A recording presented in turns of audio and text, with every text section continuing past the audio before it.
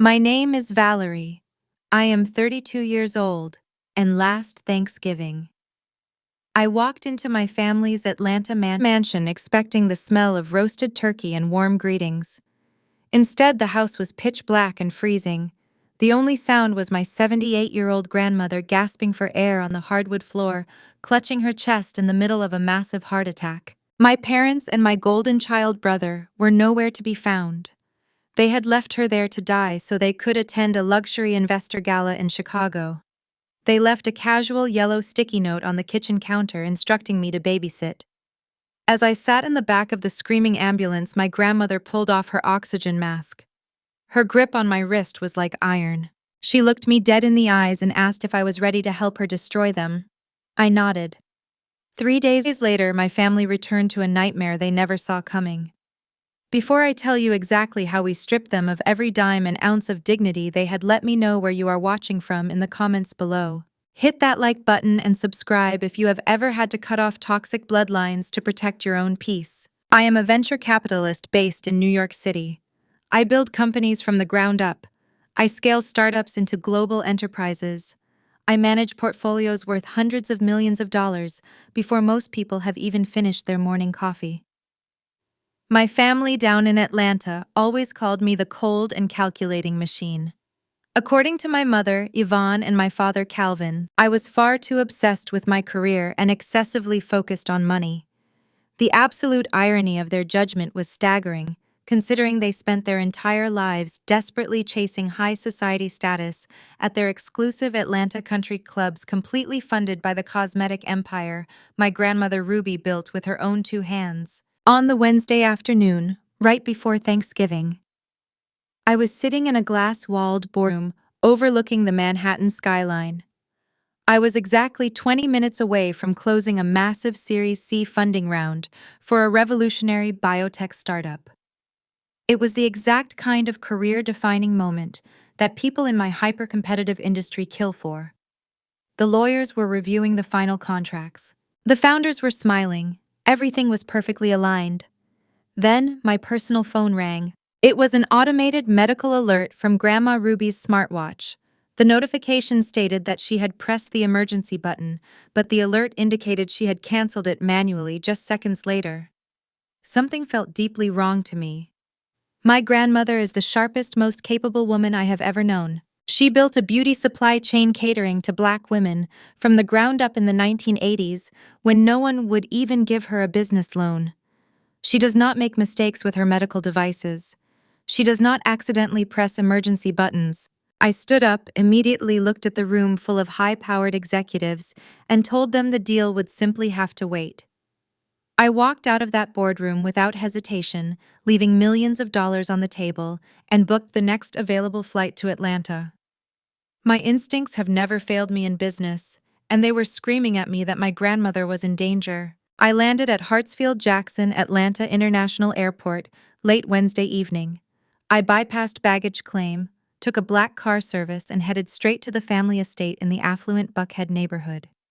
As the car pulled up the long manicured circular driveway, I immediately noticed the absolute darkness of the property. There were no welcoming porch lights turned on. There was no warm holiday glow radiating from the massive living room windows. The driveway was completely empty. My parents drive a matching pair of luxury SUVs that they lease to maintain their wealthy image. My older brother DeAndre drives a pristine Porsche that our parents bought him by draining my college fund years ago. None of their vehicles were parked on the property. I unlocked the heavy oak front door and stepped inside the grand foyer. The house was absolutely freezing. The thermostat had been turned completely off. In late November, the biting chill seeped right through my thick wool coat. I called out for my mother. I called out for my father. Only silence answered me. I dropped my overnight bag by the sweeping mahogany staircase and walked toward the kitchen. The house felt like a deserted tomb. There were no savory smells of holiday cooking, no festive preparations, no signs of life whatsoever. It was just a hollow, echoing emptiness that made the hair on the back of my neck stand up. Then I heard it.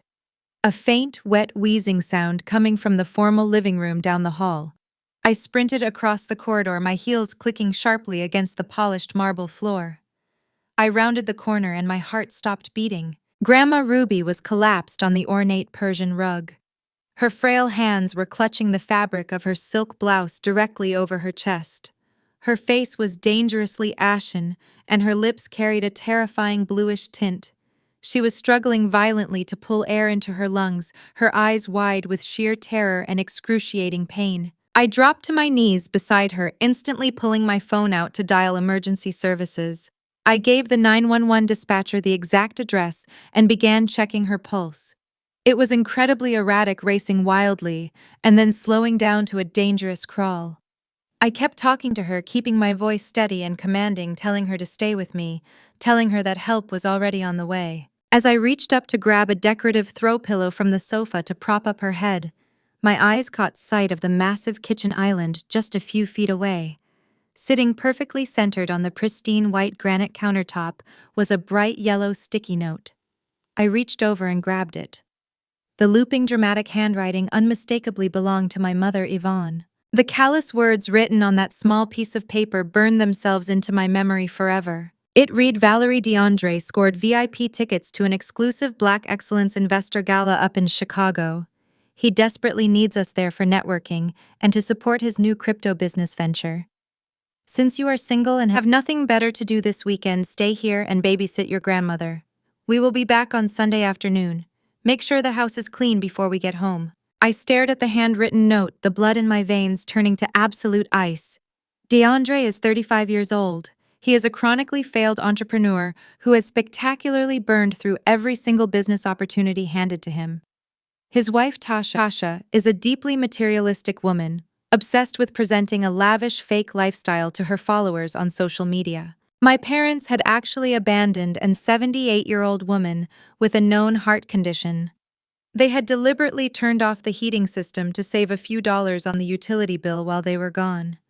They had packed their designer bags and hopped on a first-class flight to Chicago to schmooze with wealthy investors. They did not even bother to call me or confirm I was arriving. They just left a piece of paper, fully assuming I would show up and handle their familial responsibilities as I always had. They left my grandmother here to suffer and potentially die just so they could drink expensive champagne and post glamorous pictures online. The heavy sirens wailed in the distance, growing rapidly louder until the harsh red and blue lights flashed brightly through the tall living room windows. The emergency paramedics rushed through the front door, quickly and professionally assessing the critical situation.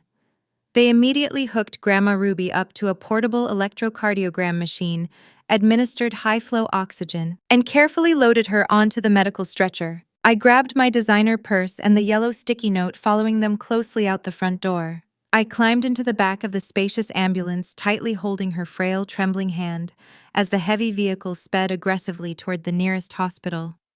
The lead paramedic worked furiously, administering intravenous medication to stabilize her failing heart rate. I sat there watching the digital monitor beep, a cold and calculated fury building rapidly inside my chest. My family had always been incredibly toxic. They had always blatantly favored DeAndre despite his constant failures. They had always treated me like a personal bank account or a convenient problem solver. But this specific action was entirely different. This was not just casual parental neglect. This was absolute sociopathic cruelty. They had literally traded her physical safety for a networking event. About 10 minutes into the chaotic ambulance ride, the emergency medication finally began to work. The harsh, erratic spiking lines on the heart monitor slowly smoothed out into a much more regular and sustainable rhythm. Grandma Ruby's breathing became noticeably less labored and frantic. The warm color slowly started returning to her pale cheeks. I leaned in very close to her, gently brushing a stray lock of silver hair away from her damp forehead. I told her she was going to be perfectly fine. I told her I was right there and I was not going anywhere. Suddenly, her dark eyes fluttered open. They were not the hazy, confused eyes of a frail and dying woman. They were sharp, intensely focused, and burning with a fierce intensity that physically startled me. She reached up with her free hand, displaying a shocking amount of sudden strength, and pulled the plastic oxygen mask down away from her face. The attending paramedic immediately tried to stop her and replace the mask, but she waved him away with a sharp, authoritative gesture of her hand that brooked absolutely no argument. Her grip on my wrist tightened painfully. It was a true vice grip fueled by raw adrenaline and absolute unadulterated rage. She pulled me down until my ear was hovering right next to her mouth. She did not cry or shed a single tear. She did not ask where my parents or her golden grandson had gone. She knew exactly what they had done to her. She looked me dead in the eyes, her voice a raspy but completely unshakable whisper.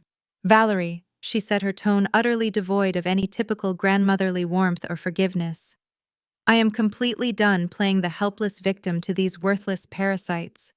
They honestly thought they could leave me here on the floor like discarded garbage. Will you help me teach them a permanent lesson they will never ever forget?" I looked down at the brilliant woman who had built a massive corporate empire from scratch, the woman whose hard-earned wealth my ungrateful family was currently squandering in Chicago. I looked at the crumpled yellow sticky note clutched tightly in my other hand. The deep anger I felt inside was no longer wild or uncontrollable. It was precise, it was surgical, it was entirely strategic. I squeezed her hand back just as tightly, looking her straight in the eyes with absolute resolve. "Yes, Grandma," I promised her, my voice as cold as the empty house we had just left behind. "We are going to take absolutely everything." The harsh fluorescent lights of the Atlanta Medical Center emergency room flickered overhead as the medical team rushed my grandmother through the swinging double doors. I was forced to wait behind a thick red line painted on the linoleum floor, my designer heels clicking anxiously as minutes stretched into agonizing hours. The scent of antiseptic and stale coffee filled my lungs, a stark contrast to the luxurious life my parents were currently parading around in Chicago. I pulled out my phone. My hands were shaking not from fear anymore, but from a deeply rooted anger that was slowly consuming my entire body. I dialed my father's number. Calvin never ignored a call from me because he always assumed I was calling to offer a financial handout or fix a problem he had created. The phone rang 3 times before the line clicked open. However, it was not my father's deep, authoritative voice that greeted me. It was the obnoxious, booming laughter of my older brother DeAndre. The background noise was deafening. I could hear the clinking of crystal champagne flutes, the smooth thrum of a live jazz band, and the overlapping chatter of wealthy investors mingling at the Black Excellence Gala. "What do you want?" Valerie DeAndre slurred slightly, clearly already enjoying the expensive open bar. "Dad left his phone at the table while he is working the room with Mom. We are busy networking with actual billionaires, so make it quick." I gripped my phone so tightly my knuckles turned white. "DeAndre," I said, keeping my voice dangerously level.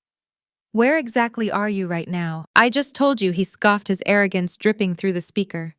"We are at the Palmer House in Chicago, securing funding for my new decentralized finance platform. It is a game changer. You would understand if you ever looked past your own boring corporate deals. Now why are you bothering us? I thought Mom left you instructions to handle the house and watch the old lady." "Your grandmother just had a massive heart attack," I stated, my words cutting through the air like frozen daggers. "I am standing in the emergency room right now. She nearly died alone on the living room floor because you three decided a networking event was more important than her physical survival." There was a brief pause on the line. For a fleeting second, I thought I might actually hear a shred of genuine human concern. I thought the reality of his own grandmother fighting for her life might pierce through his thick armor of entitlement. I was completely wrong. DeAndre let out a loud, exasperated sigh. "Oh my God, Valerie, stop being so overly dramatic. She has been complaining about heartburn for a week just to get attention. You know how she gets when the spotlight is not directly on her. She is just acting out because Dad and I told her we were leaving." "She is not acting," I replied, my voice dropping an octave. "She was unconscious. The paramedics had to use emergency medications just to get her heart rhythm back to a survivable rate. You need to put Dad on the phone right now. You all need to get on the next flight back to Atlanta. Listen to me very carefully." DeAndre snapped, his tone shifting from dismissive to aggressively hostile. "This gala is the most important night of my entire career. I am pitching my company to people who can write checks with commas and zeros you can only dream of. Mom and Dad are perfectly executing their roles by introducing me to the right people. I am not letting you or her ruin this for me with another manufactured medical crisis." I closed my eyes, visualizing the absolute destruction I was going to rain down upon his life. "You left her to die, DeAndre. She is fine, he retorted loudly. And even if she is not, you are there now. You handle it. Stop being a hysterical buzzkill, and let the adults handle real business. The line went dead. He hung up on me. He actually hung up on me while our grandmother was fighting for her life in a hospital bed. I stared at the dark screen of my phone, a cold, calculating calmness washing over my mind. They had drawn the battle lines clearly. They chose image over blood. They chose greed over basic human decency. They happily spent my grandmother's money to project an image of generational wealth while constantly criticizing me for actually doing the hard work required to generate it. 30 minutes later, the lead cardiologist emerged from the intensive care unit. His face was drawn, but relieved. He informed me that they had successfully stabilized her heart. He explained that the cardiac event was not solely a result of her advanced age. It was a stress-induced cardiomyopathy, commonly known as broken heart syndrome, triggered by a sudden and overwhelming surge of emotional trauma. He told me I could go in and see her, but warned me to keep the environment perfectly calm. I walked into the sterile hospital room. The rhythmic beeping of the heart monitor was the only sound greeting me. Grandma Ruby was lying in the hospital bed, hooked up to a web of transparent intravenous tubes and monitoring wires. She looked incredibly fragile, stripped of the designer suits and commanding presence she normally carried. But the moment she saw me enter the room, she reached out her hand. I walked over and gently took her fingers in mine. I spoke to DeAndre. I whispered softly, not wanting to agitate her. They are at the gala in Chicago. They refused to come back. They told me I was making a scene over nothing. Grandma Ruby did not look surprised. She did not shed a single tear of disappointment. Instead, she used her free hand to point weakly toward her leather handbag resting on the nearby visitor chair. "Bring me my phone," she commanded softly. Her voice was raspy from the medical interventions, but her authority remained completely intact. I retrieved her smartphone and placed it in her palm. She unlocked the screen with a trembling finger and navigated to her voice memos application. She tapped on a file that had been recorded earlier that same afternoon, right around the time I was sitting in my board meeting in New York. "You need to hear exactly what happened before they left the house," she said, her eyes locking onto mine with a fierce, unwavering intensity. "You need to understand exactly who we are dealing with." She pressed play. The audio quality was incredibly clear. The recording started with the heavy, unmistakable sound of my father Calvin slamming his fist violently against a wooden table. "You are being completely unreasonable." Mother Calvin's voice roared through the small speaker of the hospital phone. "DeAndre is your grandson. He carries your family name. You have millions of dollars tied up in properties that are just sitting there doing nothing. We just need you to sign over the deed to this mansion so we can secure the bridge loan." Then DeAndre's voice cut in shrill and frantic. "Grandma, my investors are threatening to sue me." The crypto exchange collapsed. "I am in the hole for $2 million. $2 million. If I do not show up to Chicago tonight with proof of collateral, they are going to ruin my life. You have to sign the power of attorney documents right now." I heard my grandmother's voice on the recording, calm, but laced with absolute disgust. "I will not sign away my home to cover your reckless gambling, DeAndre. I told you 3 years ago that digital currency firm was a scam. You refused to listen. You bought sports cars. You bought designer watches. You funded your wife's ridiculous shopping sprees. Now you face the consequences." "You selfish old hag!" DeAndre screamed, his voice breaking with sheer rage. "We are your family. Valerie is not here. She does not care about you. We are the ones who take care of you." "You leech off me," my grandmother fired back in the recording. "There is a massive difference. Now get out of my house before I call the police." There was a sudden scuffling sound on the audio. I heard my grandmother gasp sharply, a sudden wet intake of air. I heard her stumble and hit the floor hard. "Mom, what are you doing?" Calvin's voice sounded panicked for a split second. "Get up, Grandma," DeAndre yelled. "Stop faking it. You are not having a heart attack. You are just trying to guilt trip us so we miss our flight." Then Mother, Yvonne's voice echoed from the hallway. "Calvin, DeAndre. The private car is here. We are going to miss the flight to Chicago. Leave her alone. She is just being manipulative because she hates seeing us succeed. She will be fine. Let us go." I heard the heavy front door slam shut. Then there was only the sound of my grandmother struggling to draw breath alone on the floor for agonizing minutes before the recording finally clicked off. The silence in the hospital room was deafening. The sheer malice of what I had just listened to defied human comprehension. They had literally watched her collapse from the stress they inflicted, mocked her pain, and walked out the door to catch a flight. They left her to die to protect a $2 million secret. I looked down at the phone, and every single ounce of sadness I had ever felt for my family simply evaporated. The lingering desires for their approval, the years of hoping they would eventually love me as much as they loved my brother, completely vanished. It was instantly replaced by a pure, calculating, and absolute rage. Grandma Ruby reached out and grabbed my hand one more time. Her eyes were no longer those of a victim. They were the eyes of an apex predator ready to strike. "Call Sterling," she whispered, referring to her notoriously ruthless corporate attorney. "Tell him to get to this hospital immediately. It is time to cut the dead weight." I pulled my phone from my designer blazer and dialed Marcus Sterling. Sterling was an absolute legend in Atlanta corporate law. He was a ruthless shark in a bespoke tailored suit, the exact kind of man who dismantled hostile corporate takeovers before he even finished his morning espresso. He had been Grandma Ruby's most trusted legal advisor since the late 1990s, navigating her cosmetic empire through decades of aggressive market expansions. When I told him what had just transpired and played the digital audio recording over the cellular connection, the line went dead silent for a full 10 seconds. When he finally spoke, his deep voice was chillingly calm and entirely devoid of emotion. He told me he was mobilizing his primary legal team, bringing a licensed notary public, and securing a mobile printing station. He instructed me to give him exactly 20 minutes to reach the medical center. While I waited patiently by my grandmother's bedside, watching the steady green rhythm of the hospital heart monitor, my phone vibrated sharply in my palm. The bright screen illuminated the dark, sterile hospital room. It was a text message from my mother, Yvonne. I opened the digital message, foolishly expecting perhaps a sudden pang of maternal guilt or a belated inquiry regarding my grandmother's physical condition. Instead, I found a meticulously detailed, deeply condescending grocery list.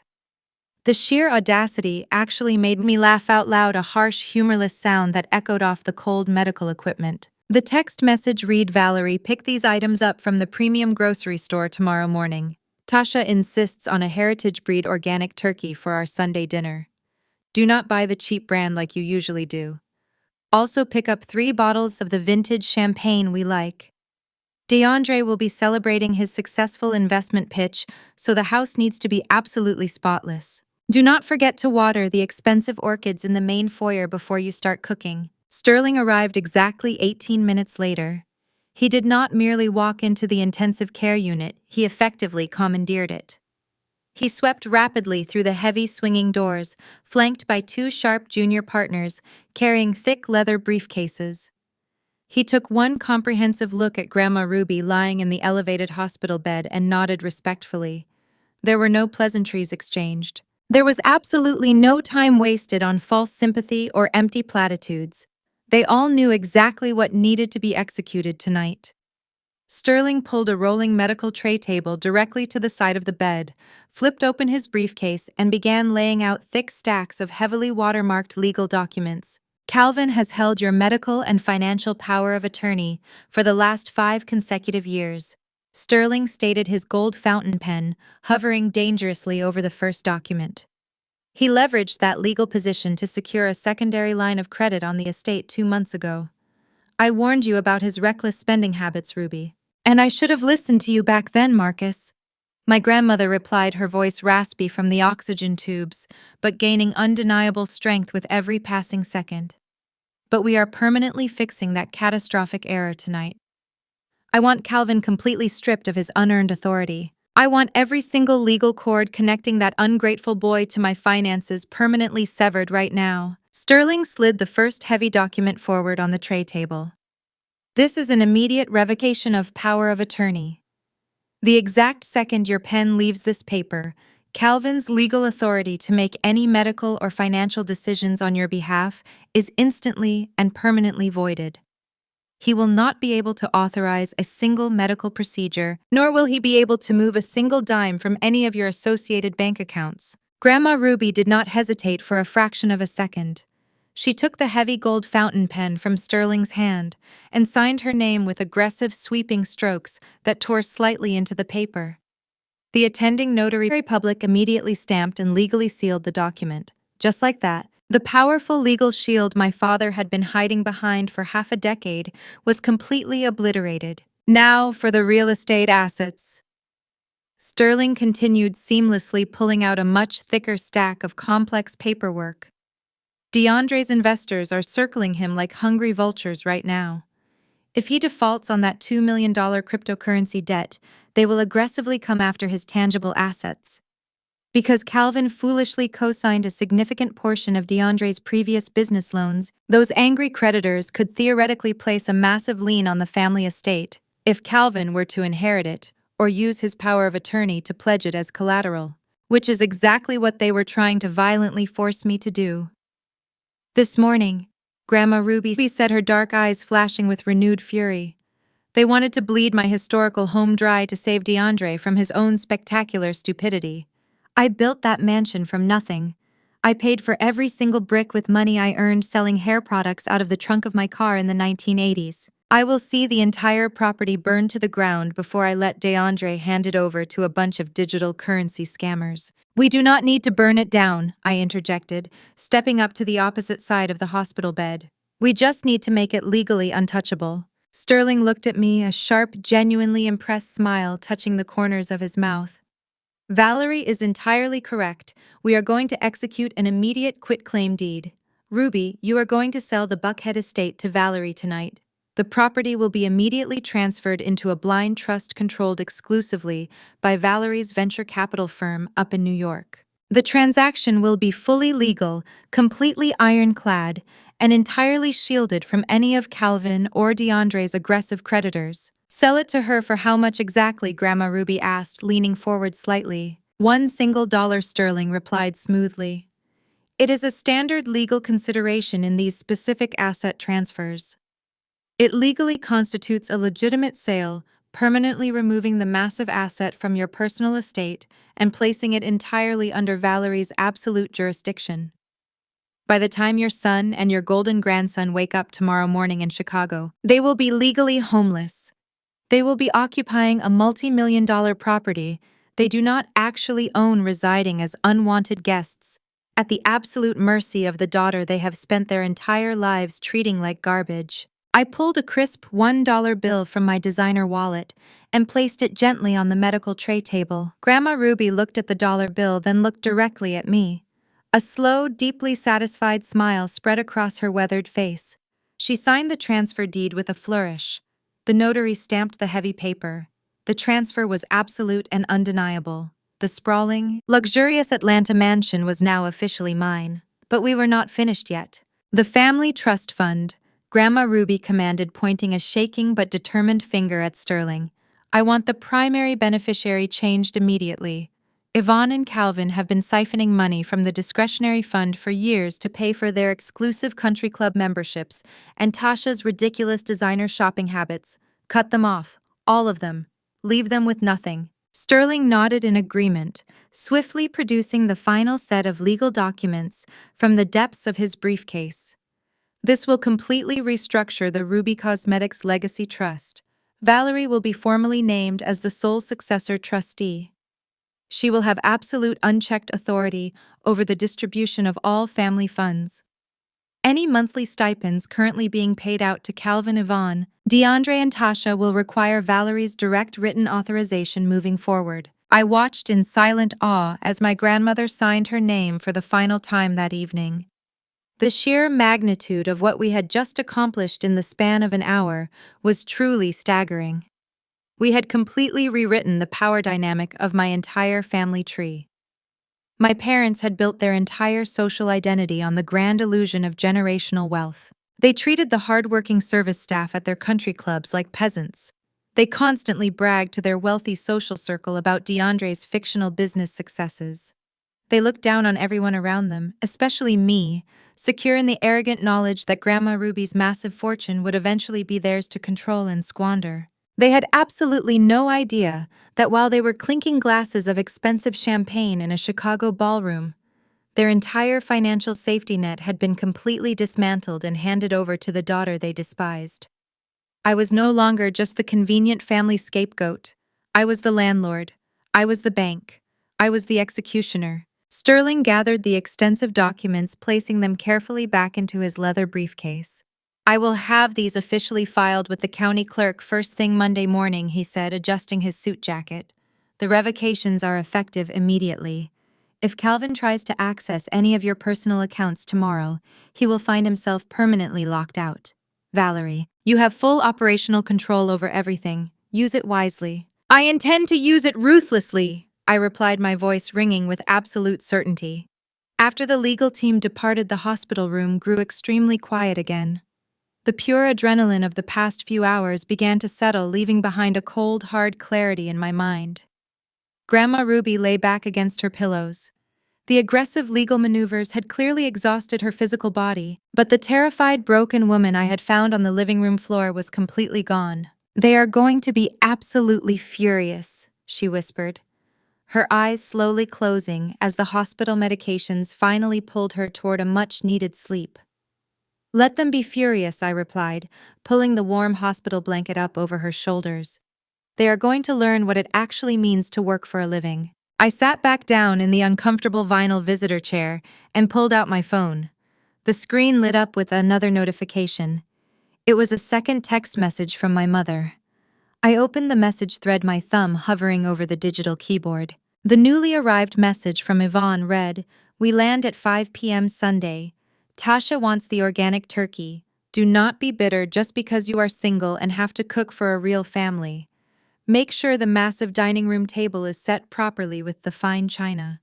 DeAndre's new investors might drop by for a celebratory drink before their outbound flights." I stared at the glowing words on the screen. The sheer, unadulterated entitlement radiating from her text message was almost beautiful in its total ignorance. They were flying incredibly high, completely oblivious to the fact that their wings had just been permanently clipped. They genuinely believed they could abandon an elderly woman to fly across the country for a luxury party and return home to a perfectly cooked holiday meal prepared by the daughter they constantly belittled and mocked. They wanted a traditional Thanksgiving dinner. I was going to give them a massive feast of absolute consequences. I was going to serve them every single ounce of their own toxic medicine, beautifully plated on the dining room table they no longer owned. My fingers flew rapidly across the digital keyboard, crafting a response that was perfectly polite, entirely accurate, and utterly lethal in its hidden meaning. I hit send without a single ounce of hesitation. The reply delivered instantly to my mother's phone in Chicago. "Everything is fully prepared for your arrival." The heavy antique grandfather clock in the main hallway chimed exactly 5 times. I sat perfectly still at the head of the massive mahogany dining table. The mansion was bitterly cold. I had intentionally left the heating system turned completely off. I wanted the physical temperature of the house to match the absolute zero tolerance I now held for the people about to walk through the front door. My designer trench coat was draped over my shoulders to ward off the chill. In front of me sat a single crystal glass of vintage red wine and a thick manila folder containing the legal documents Sterling had finalized just hours ago.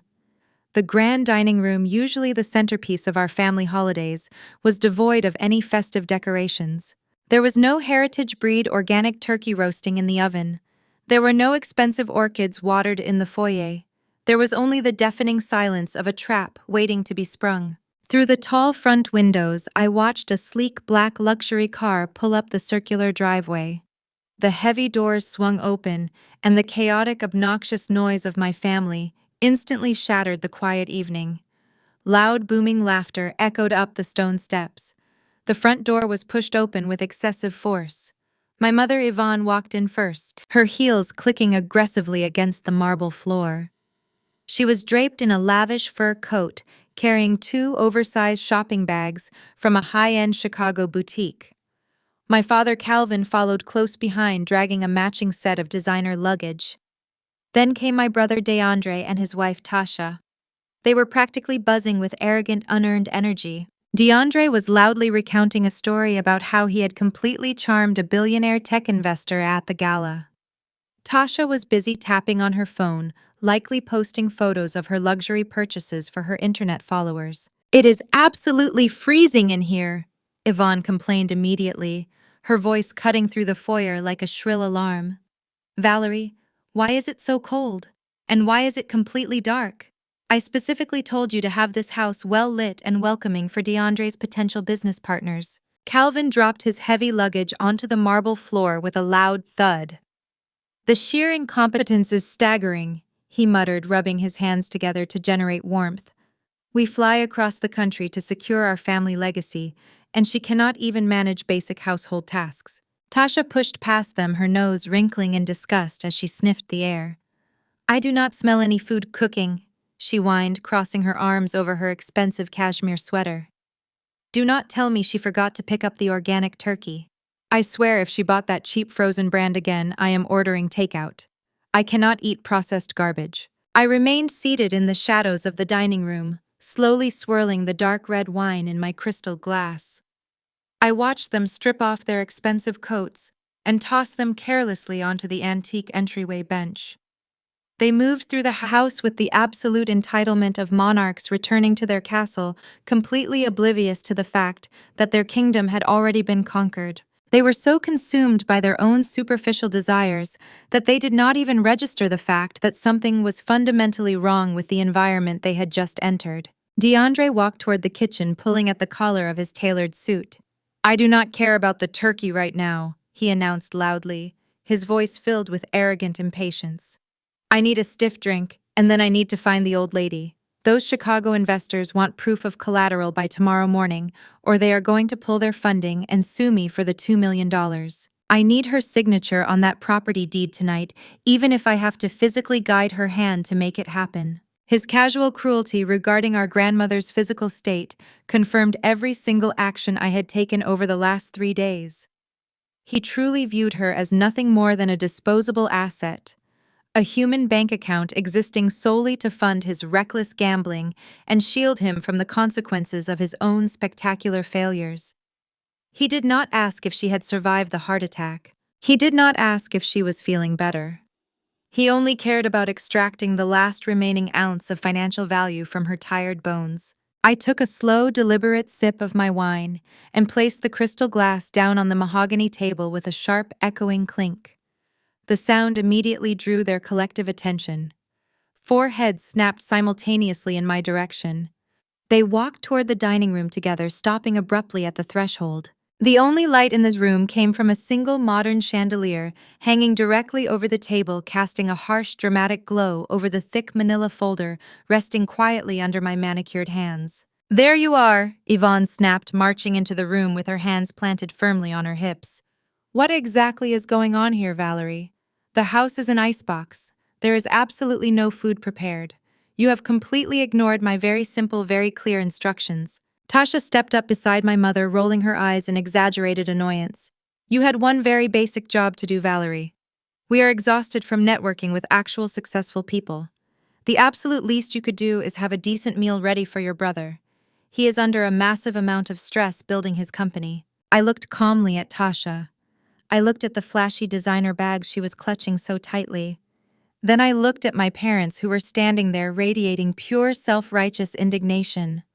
I felt an incredible wave of peaceful clarity wash over my entire body.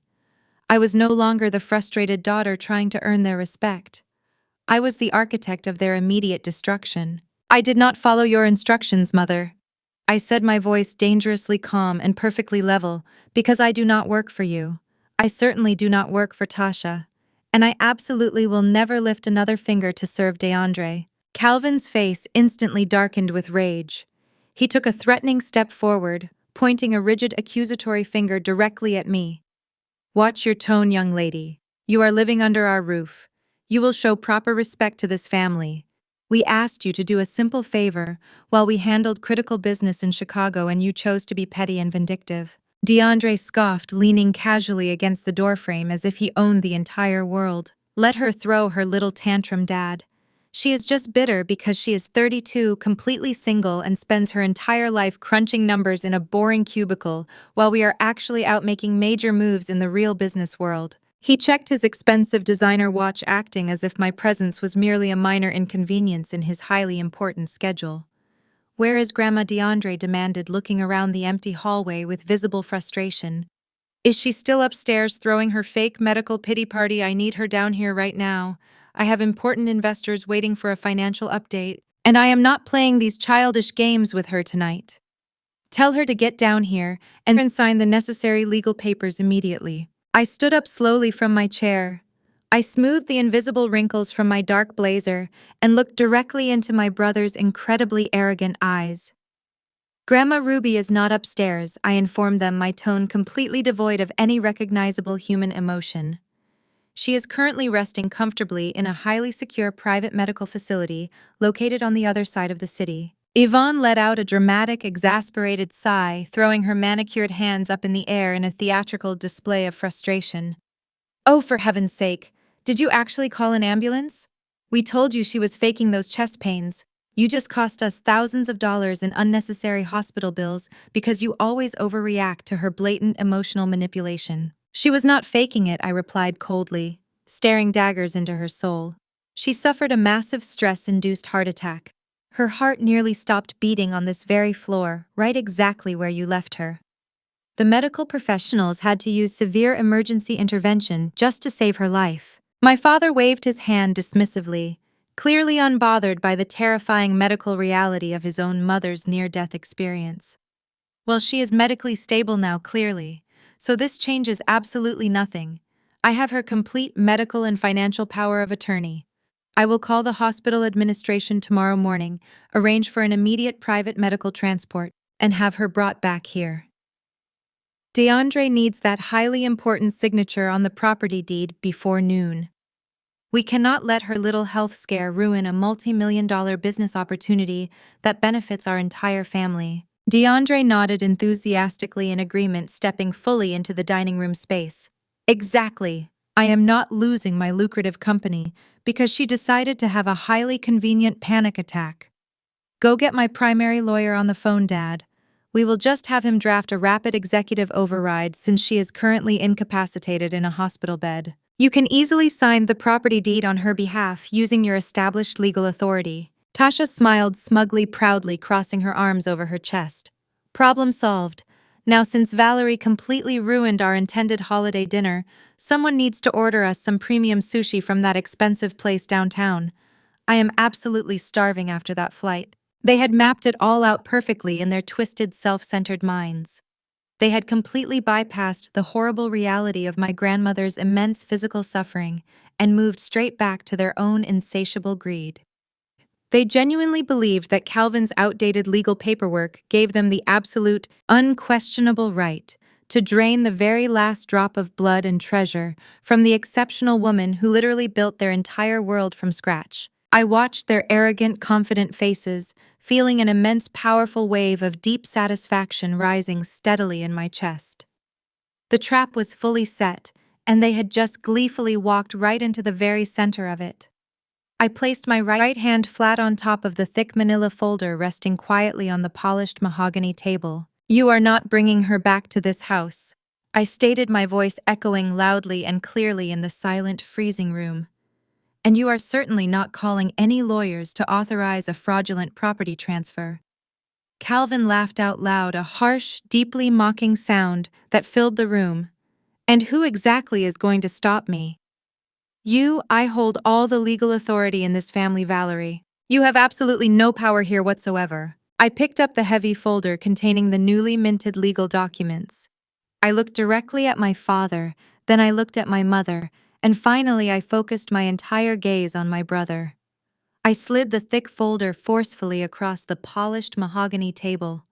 It glided smoothly across the dark wood and stopped exactly at the edge right in front of DeAndre's expensive tailored suit jacket. "Grandma isn't signing anything, but you are going to want to read this." DeAndre let out a loud, theatrical sigh, snatching the thick manila folder from the polished mahogany table. Finally, he muttered, his fingers eagerly tearing at the cardboard flap. Let us get this over with so I can call my investors and tell them the collateral is fully secured. He flipped open the heavy cover, his eyes scanning the first page. I watched his arrogant smile freeze, then slowly melt into an expression of profound confusion. He was expecting to see a standard property deed awaiting his grandmother's signature. He was expecting a blank check to cover his massive cryptocurrency failures. Instead, the first document staring back at him carried the official, unmistakable letterhead of the Atlanta Medical Center Intensive Care Unit. "What is this garbage?" DeAndre demanded, his voice losing its confident swagger. "These are just medical charts. I do not care about her blood pressure readings, Valerie.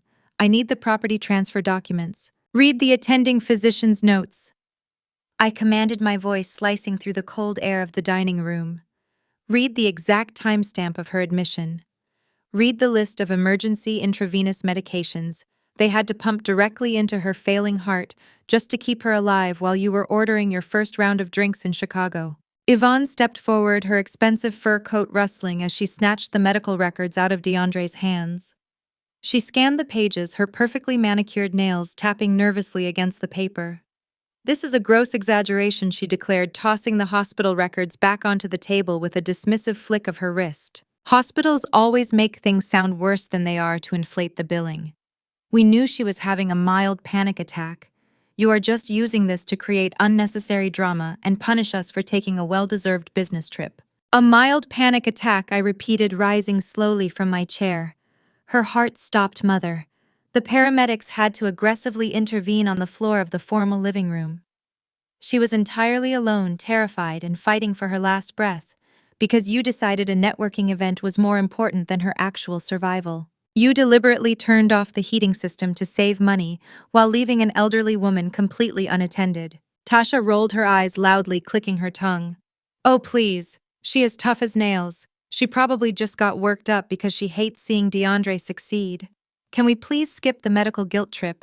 We have a $2 million business deal hanging in the balance, and we do not have time for your typical jealous sibling routine." "Turn to the next page, DeAndre," I said, completely ignoring Tasha's pathetic attempt at gaslighting.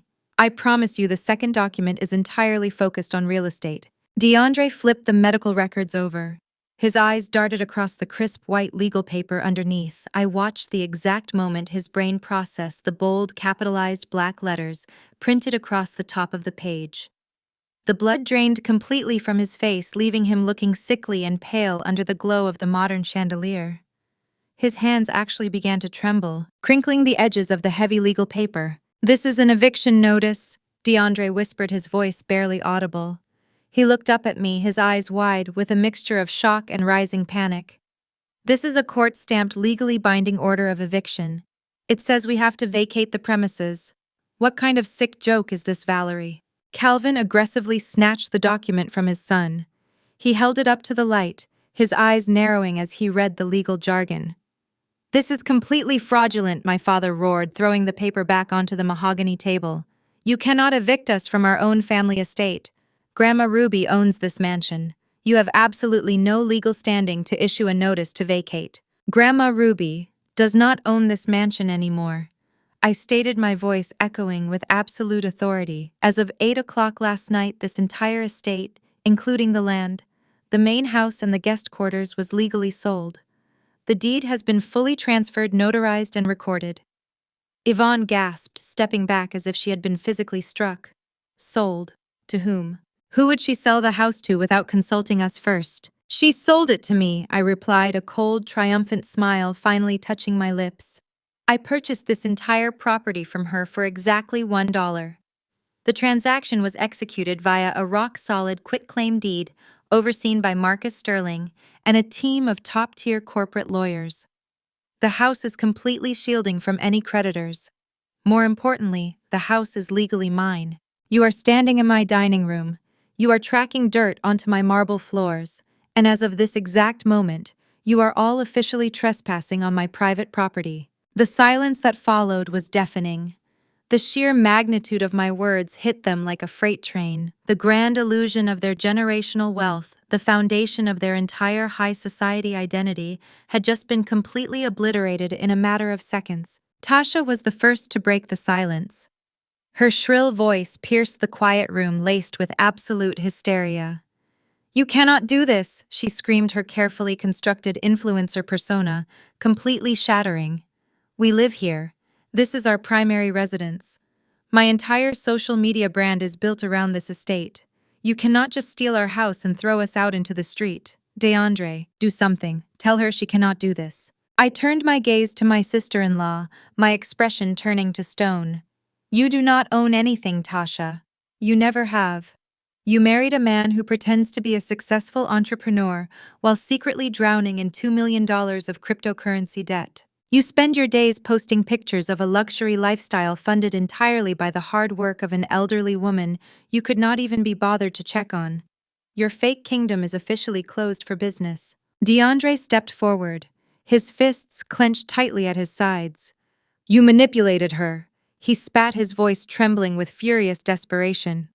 "You waited until she was heavily medicated in a hospital bed, and you tricked her into signing away our inheritance. That is elder abuse, Valerie.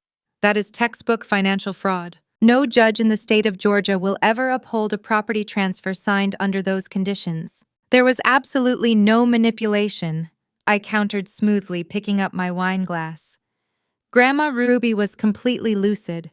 In fact, she was the one who initiated the transfer. She realized that her beloved golden grandson was perfectly willing to let her die on the floor just to cover his massive gambling debts. She decided it was time to permanently cut the dead weight from her financial portfolio. She specifically asked me to ensure that you never see another dime of her money." Yvonne shook her head in furious denial, her designer fur coat slipping slightly off her shoulders. "I refuse to believe that. My mother would never abandon her family like this. We are her blood. We are the ones who carry her legacy. You have always been jealous of DeAndre, and you are using her temporary health crisis to orchestrate a hostile takeover of our lives. Your mother did not abandon you, Yvonne," I replied, my voice dropping to a harsh, unforgiving whisper. "You abandoned her. You left her gasping for air while you packed your bags for a networking event. You traded her life for a chance to drink champagne with Chicago investors. This eviction notice is simply the natural consequence of your own monstrous choices." The reality of their impending homelessness was clearly beginning to set in. DeAndre looked wildly around the freezing dining room, as if expecting a hidden camera crew to suddenly jump out and tell him this was all a terrible prank. Tasha was hyperventilating furiously, typing on her phone, probably searching for emergency legal advice or a luxury hotel that would accept a maxed-out credit card. But my father, Calvin, had remained dangerously quiet during this entire exchange. He had been staring at the eviction notice on the table, his mind clearly racing to find a loophole in my airtight strategy. He was a man who had spent his entire life controlling the women around him through intimidation and legal manipulation. I was not going to surrender his lavish lifestyle without a brutal fight. Suddenly, Calvin threw his head back and let out a loud, booming laugh. It was a dark, arrogant sound that sent a brief chill down my spine. He slowly reached into the inner breast pocket of his tailored designer jacket and pulled out a neatly folded, heavily creased legal document. He smoothed the paper out with deliberate theatrical slowness and held it up for me to see. "You really thought you were smarter than me, didn't you, Valerie?" Calvin mocked, his eyes gleaming with malicious triumph.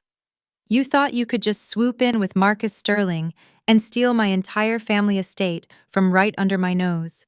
But you forgot one crucial detail, you stupid, arrogant girl." He slapped the creased document violently down onto the mahogany table, right next to my eviction notice. "I hold your grandmother's absolute medical and financial power of attorney," Calvin declared, his voice ringing with untouchable confidence. "I have held it for 5 years. This document gives me the supreme legal authority to override any decision she makes regarding her health or her assets. Since she is currently confined to an intensive care unit after a major cardiac event, I have the full legal right to declare her mentally and physically unfit to manage her own estate." DeAndre's posture instantly straightened. A cruel, victorious smirk returned to his face as he realized his father still held the ultimate trump card. Tasha stopped hyperventilating and crossed her arms, glaring at me with renewed arrogance. "Do you hear me, Valerie?" Calvin continued, stepping closer to the table, looming over me with an intimidating presence. I am going to legally invalidate your pathetic little $1 property transfer. I am going to have the court declare her incompetent. I will reverse the deed, kick you out of this house tonight. And I will personally ensure that DeAndre gets the collateral he needs by tomorrow morning. Your little hostile takeover has officially failed. I looked at the crumpled power of attorney document resting on the table. I looked at my father's smug, victorious face. I did not flinch. I did not argue. I simply took another slow, luxurious sip of my vintage red wine. I smiled. Right at that exact second. Before Calvin could gloat any further, his personal cell phone began ringing loudly from inside his jacket pocket. A second later, DeAndre's phone chimed with an urgent incoming call. Then Tasha's phone began ringing incessantly in her designer purse. The financial guillotine was finally dropping. The sharp, piercing ring-tone of Calvin's cell phone shattered his momentary victory. He glared at me, clearly annoyed by the interruption, and pulled the device from his tailored jacket. He glanced at the bright screen, his thick eyebrows knitting together in severe confusion. It was American Express. My father, a man who loudly prided himself on his exclusive platinum card status at every elite country club in Atlanta, answered the call with his usual booming, arrogant authority. "Yes, this is Calvin," he barked aggressively into the receiver. "What do you mean the transaction was declined? I just paid the monthly minimum yesterday. I am nowhere near my credit limit. Run the card again." While he was fiercely arguing with the customer service representative, Tasha let out a loud, dramatic gasp. She was staring down at her phone screen, her long, manicured nails flying frantically across the glass. She had missed a call from Chase Bank, but a rapid barrage of automated text messages was flooding her lock screen. DeAndre, Tasha shrieked, her voice hitting a panicked, hysterical pitch that echoed off the high ceilings. "DeAndre, my credit cards are declining. All of them. I just tried to buy those VIP gala tickets for Saturday online, and the transaction failed. Check your accounts right now. This makes no sense." DeAndre scrambled to pull his own phone from his suit pocket, his previous arrogance entirely evaporating into thin air. He opened his mobile banking application. I watched the blood completely drain from his face for the second time that evening. He tapped the screen aggressively, refreshing the page over and over again, as if hitting the glass harder would magically conjure money out of thin air to save him. "It says zero," DeAndre whispered, his voice trembling with genuine, unfiltered terror. "Dad, the joint accounts are locked. My personal checking account is locked. The business line of credit is frozen. Everything says zero available balance." Calvin pulled his phone away from his ear, his face a mask of pure shock and disbelief. "The American Express representative just informed me that my primary account has been permanently closed by the trust administrator," he said, his voice dropping into a dangerous, threatening growl. He turned his furious gaze back to me, his eyes wide. "Valerie, what exactly did you do?" I placed my wine glass down and folded my hands neatly on the mahogany table.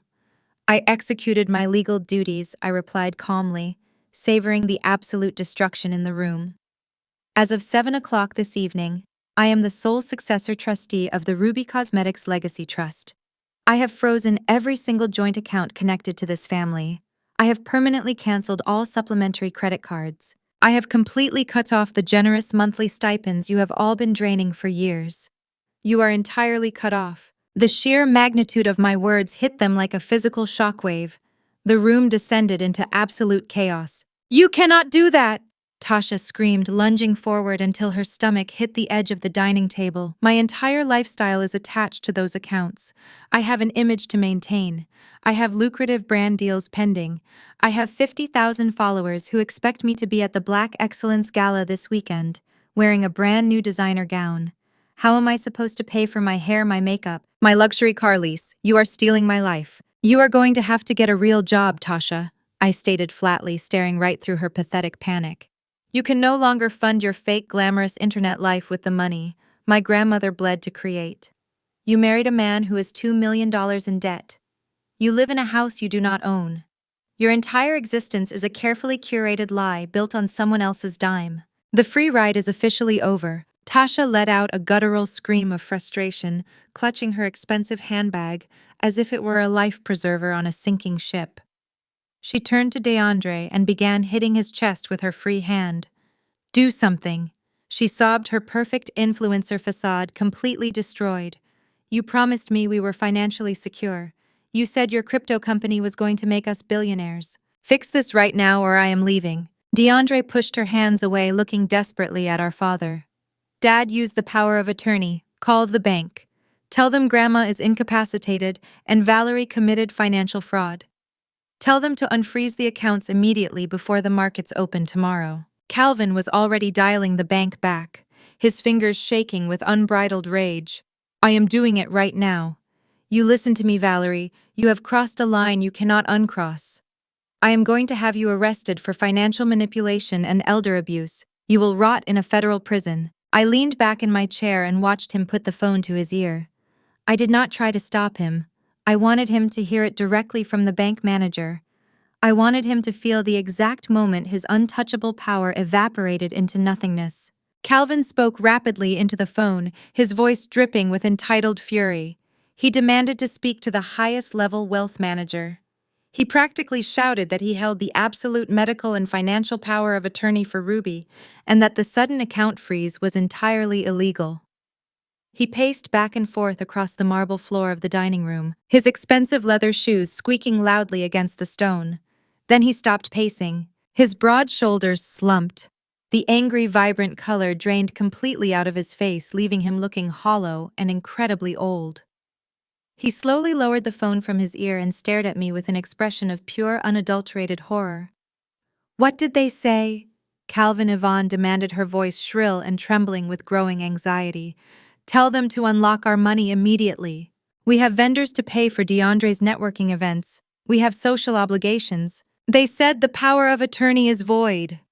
Calvin whispered, his voice cracking under the weight of the revelation. He dropped his phone onto the table.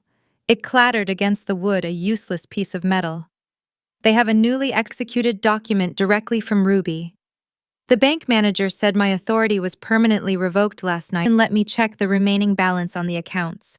We are completely locked out of the trust. We have absolutely nothing. Yvonne let out a sharp, agonizing gasp. She stumbled backward, her hand flying to her chest as if she were the one experiencing a cardiac event. She looked down at the expensive shopping bags she had just hauled in from Chicago, realizing with sickening clarity that she probably could not even afford the basic luggage fees to return them. You vindictive, jealous little monster! Yvonne shrieked, her face twisting into a hideous mask of pure hatred. You planned this entire ambush. You deliberately waited until we were out of town to brainwash an elderly woman. You have always hated this family. You have always been terribly jealous of your brother's potential. You want to see us homeless on the street just to satisfy your own massive, pathetic ego. I stood up from the table, my chair scraping loudly against the floor. My calm, calculating demeanor vanished, replaced entirely by the fierce, protective energy I had cultivated over a decade of surviving in the brutal, male-dominated venture capital world. Do not you dare talk to me about ego. Mother! I commanded, my voice booming through the freezing house, commanding absolute silence. You threw a massive fit because I did not buy the right organic turkey, while the magnificent woman who gave you the money to buy it was fighting for her very life on this exact floor. You left her gasping for air. You literally stepped over her failing body to catch a commercial flight. You told DeAndre to ignore her excruciating pain so he could go beg wealthy investors to save him from his own glaring incompetence. You do not care about family. You only care about status and the illusion of wealth. Yvonne's eyes widened wildly. She was completely unaccustomed to being challenged, especially by the daughter she had spent 32 years breaking down and molding into a compliant scapegoat. I gave you life, Yvonne screamed, spit flying from her trembling lips. I sacrificed my youth and my best years to raise you properly. You sacrificed nothing. I fired back, stepping around the table to face her, directly closing the physical distance between us. You forced me to take out $80,000 in high-interest student loans to pay for my own education. I worked 3 terrible jobs in college just to survive. Do you want to know why? Because you and Calvin secretly drained my college savings account to buy DeAndre a brand new sports car when he carelessly crashed his first one. You constantly berated me for focusing on my career, calling me cold and unlovable, while you happily spent the massive dividends from the trust fund to pay your ridiculous country club dues. You used me as your personal convenient punching bag, and you used Grandma Ruby as your endless automatic teller machine. That abuse ends tonight. DeAndre stepped forward, puffing out his chest in a pathetic, desperate attempt at physical intimidation. You cannot do this to us, Valerie. I have a $2 million debt hanging over my head. If I do not have immediate access to those trust funds by tomorrow morning, my investors will literally destroy me. They will take everything I have. I will go to prison for financial fraud. Then you better start looking for a very good public defender. DeAndre, I replied coldly, not backing down a single inch. Because I am not giving you a single penny to cover your fraudulent business schemes. You built your entire life on lies, and now the heavy bill is finally due. The harsh reality of their absolute destruction finally broke through Yvonne's fragile image-obsessed mind. The terrifying prospect of losing her wealthy country club friends, her luxury vehicles, and her elite social status triggered a violent, animalistic reaction. She let out a guttural scream of pure, uncontrolled rage. Her manicured hands curled into tight claws, and she lunged directly across the space between us, aiming straight for my face. I did not flinch. I did not step back. I simply raised my right hand and snapped my fingers once. It was a sharp, clear sound that cut precisely through her hysterical screaming. Instantly, four massive men dressed in tactical black security uniforms stepped silently out from the dark shadows of the kitchen and the main hallway. They moved with terrifying speed and professional precision. Two of them smoothly intercepted, Yvonne grabbing her arms firmly and halting her violent attack before she could even touch me. The other two flanked Calvin and DeAndre, their hands resting casually but purposefully near their utility belts. My family froze in sheer terror, completely surrounded by highly trained private security contractors in their own dining room. Yvonne struggled weakly against the firm grip of the security guards, her expensive fur coat slipping off her shoulders and pooling on the marble floor. "Get your hands off me!" she shrieked, looking wildly from the intimidating guards to me, Marie. "Call off your hired thugs right now. This is my house. You cannot treat me like a common criminal. I already told you, Mother," I stated, picking up my wine glass and taking a final, deeply satisfying sip. "This is my house. You are currently trespassing on private property owned exclusively by my corporate entity. I am legally well within my rights to have you removed by aggressive force." I looked at the antique grandfather clock ticking steadily in the hallway. I looked back at the four broken, terrified people standing in the freezing dining room. The magnificent empire of lies they had built for decades had completely collapsed in less than 20 minutes. "You have exactly 60 minutes to pack your belongings," I announced, my voice echoing with chilling finality. "Take only what you can physically carry. If you are not out of my house by the time that clock strikes 6, these gentlemen will physically drag you out into the street. Your time starts right now." The grandfather clock ticked relentlessly, a brutal countdown for the family that had just lost their kingdom. The four private security contractors stood perfectly still, watching with professional detachment as the 60-minute deadline crushed the last fragments of my parents' defiant arrogance. Calvin moved first. His shoulders slumped. He turned toward the grand staircase, his leather shoes dragging heavily across the marble floor.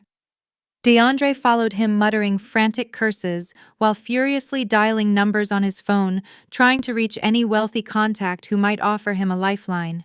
None of them answered. Yvonne refused to accept her immediate reality.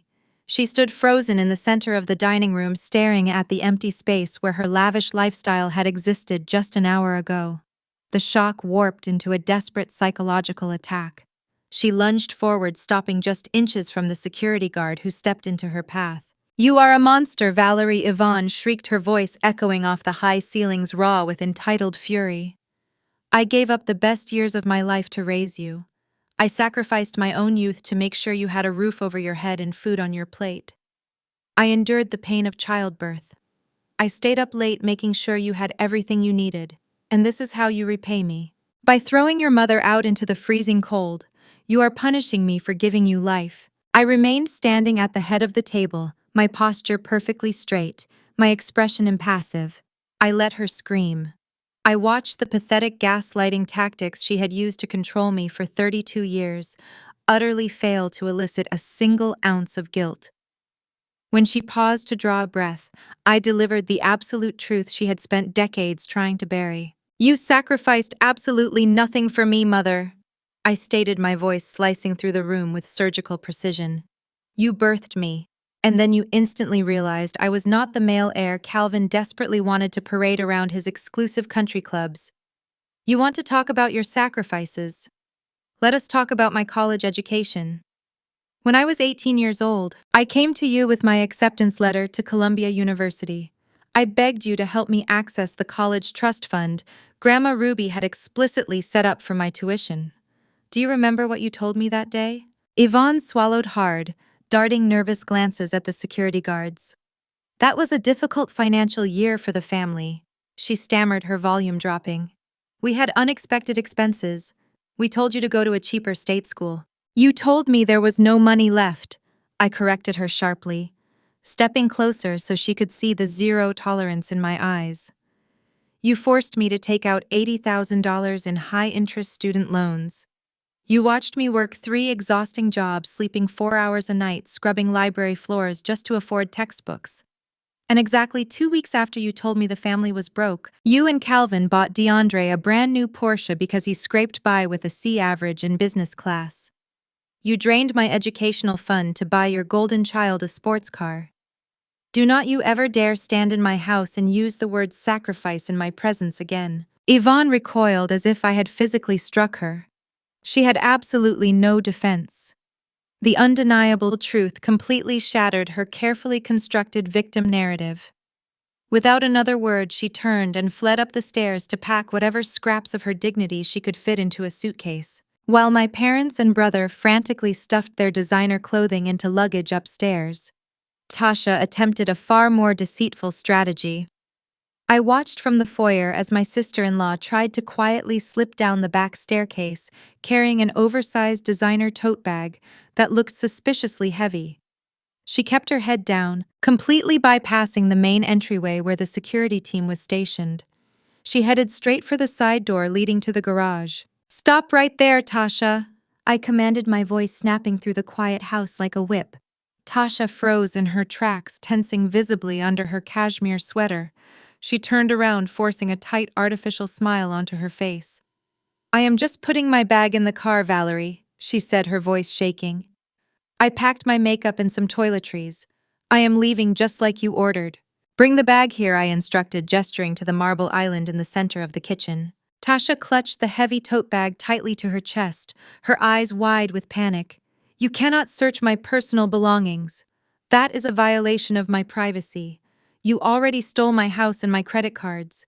You have no right to touch my things." The lead security contractor, a massive man named Jackson, stepped forward effortlessly, blocking her path to the exit. "Ma'am," he said, his voice deep and entirely unyielding, "place the bag on the counter immediately. If you refuse, we are legally authorized to detain you and contact the Atlanta Police Department for suspected theft." Tasha let out a frustrated sob, realizing she was completely trapped. She marched over to the kitchen island and slammed the designer bag onto the granite surface. "Fine," she spat, glaring at me with pure venom. "Look through my makeup. See how insane you are acting." I walked over to the bag and unzipped the main compartment. Sitting right on top of her expensive cosmetics pouches were 3 heavy velvet jewelry boxes. I recognized them instantly. They did not belong to Tasha. They were custom-made cases holding Grandma Ruby's most prized possessions. I pulled the first box out and snapped it open. The brilliant light of my grandmother's vintage diamond tennis necklace reflected off the kitchen lights. I opened the second box to find her emerald drop earrings. The third box contained her solid gold Rolex watch.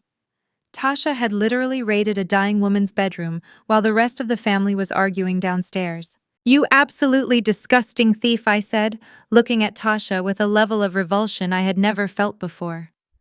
"My grandmother is lying in a hospital bed fighting for her life, and your first instinct is to sneak into her private suite and steal her heirloom jewelry to pawn for cash." "She promised those to me!" Tasha shrieked hysterically, tears of panic finally spilling down her perfectly contoured face. "DeAndre said they were going to be mine eventually. I need them. I have absolutely no money. You froze my accounts. How am I supposed to survive?" You are going to survive by walking out of this house with exactly what you brought into this marriage, I replied, handing the velvet boxes directly to Jackson for safekeeping. Absolutely nothing. Empty the entire bag right now. Leave the designer clothes. Leave the expensive shoes my grandmother paid for. You can leave wearing the outfit currently on your back, or you can leave in the back of a police cruiser. The choice is entirely yours. Tasha collapsed onto one of the kitchen bar stools, sobbing uncontrollably as she was forced to dump the contents of her stolen haul onto the counter. She had tried to pack everything from expensive silverware to high-end electronics. She left the house with nothing but her cell phone and a cheap plastic grocery bag holding her toothbrush. Exactly 58 minutes after I had issued my ultimatum, Calvin, Yvonne, and DeAndre descended the grand staircase. They were each dragging a single rolling suitcase, looking like a group of defeated exiles being banished from their own kingdom. The heavy oak front door was propped wide open by the security team. Outside, the weather had taken a dramatic turn. A freezing Atlanta downpour had begun. Thick sheets of icy rain lashed aggressively against the stone porch. The wind howled through the manicured trees, creating a brutal environment that perfectly matched their new reality. They stood in the warm foyer, staring out at the violent storm, hesitating at the threshold. Your time is officially up, I announced, standing a few feet away, completely untouched by the elements. Jackson and his security team moved forward in unison, creating a physical wall that gently but firmly forced my family out onto the wet stone porch. The icy rain instantly soaked through their expensive tailored clothing. Yvonne shrieked as the cold water ruined her designer blowout. DeAndre scrambled to shield his face, looking utterly pathetic as he dragged his rolling suitcase through the rising puddles on the driveway. Calvin stopped at the bottom of the porch steps. The freezing rain plastered his graying hair to his forehead. He turned back to look at me, standing warm and victorious in the doorway of the mansion he no longer controlled. His face was twisted into a hideous mask of pure, unadulterated hatred. He looked like a cornered, desperate predator who had just lost his entire territory. "You think this is over, Valerie?" Calvin roared, his deep voice battling against the sound of the crashing thunder. "You think you have won because you tricked an old woman into signing some papers. We are going to destroy you. We will take this to the media. We will ruin your reputation. By the time I am finished telling the world exactly what you did here tonight, you will not be able to show your face in this city or in New York ever again. You are entirely dead to me." I looked down at the pathetic, shivering man who had spent 32 years making me feel completely worthless. I did not raise my voice. I simply smiled, a cold, sharp expression of absolute power. "I absolutely look forward to it, Calvin," I replied smoothly. I reached out and grabbed the heavy brass handle of the grand oak door. I looked them directly in the eyes one final time, completely absorbing the reality of my absolute victory over their toxic reign. Then I slammed the heavy front door shut, locking them all out in the freezing rain forever. I stood in the massive, quiet foyer for a long moment, listening to the heavy rain battering the tall glass windows. The silence inside the mansion was absolute and deeply satisfying. I had permanently severed the toxic infection that had plagued my life for 32 years. But toxic people do not simply disappear when you lock them out. They mutate. They find new ways to extract sympathy and inflict damage. I knew they would not go quietly into the night, but I vastly underestimated how quickly they would resort to public warfare. By Tuesday morning, my family had relocated to a cheap roadside motel on the outskirts of Atlanta. I knew this because Tasha, incapable of living without social media attention, had accidentally posted a picture where the peeling wallpaper of the budget room was clearly visible in the background. Her influencer facade was cracking, but my mother Yvonne had found a brand new angle to exploit. While I was drinking my morning coffee and reviewing the trust portfolios in my grandmother's pristine home office, my phone erupted with notifications. A colleague from New York sent me a link to a video circulating rapidly across every major social platform. I clicked the link and there was Yvonne. She was sitting on the edge of a sagging motel bed, stripped of her designer furs, wearing a simple, inexpensive sweater to maximize the visual impact of her sudden poverty. Her face was bare of makeup, and she was crying perfectly orchestrated, hysterical tears directly into the camera. "My daughter Valerie has committed a horrific crime. Yvonne sobbed, clutching a tissue to her chest. She waited until my husband and I were out of town on a crucial business trip. She took advantage of my elderly mother's sudden medical emergency, kidnapping her from her hospital bed and holding her hostage.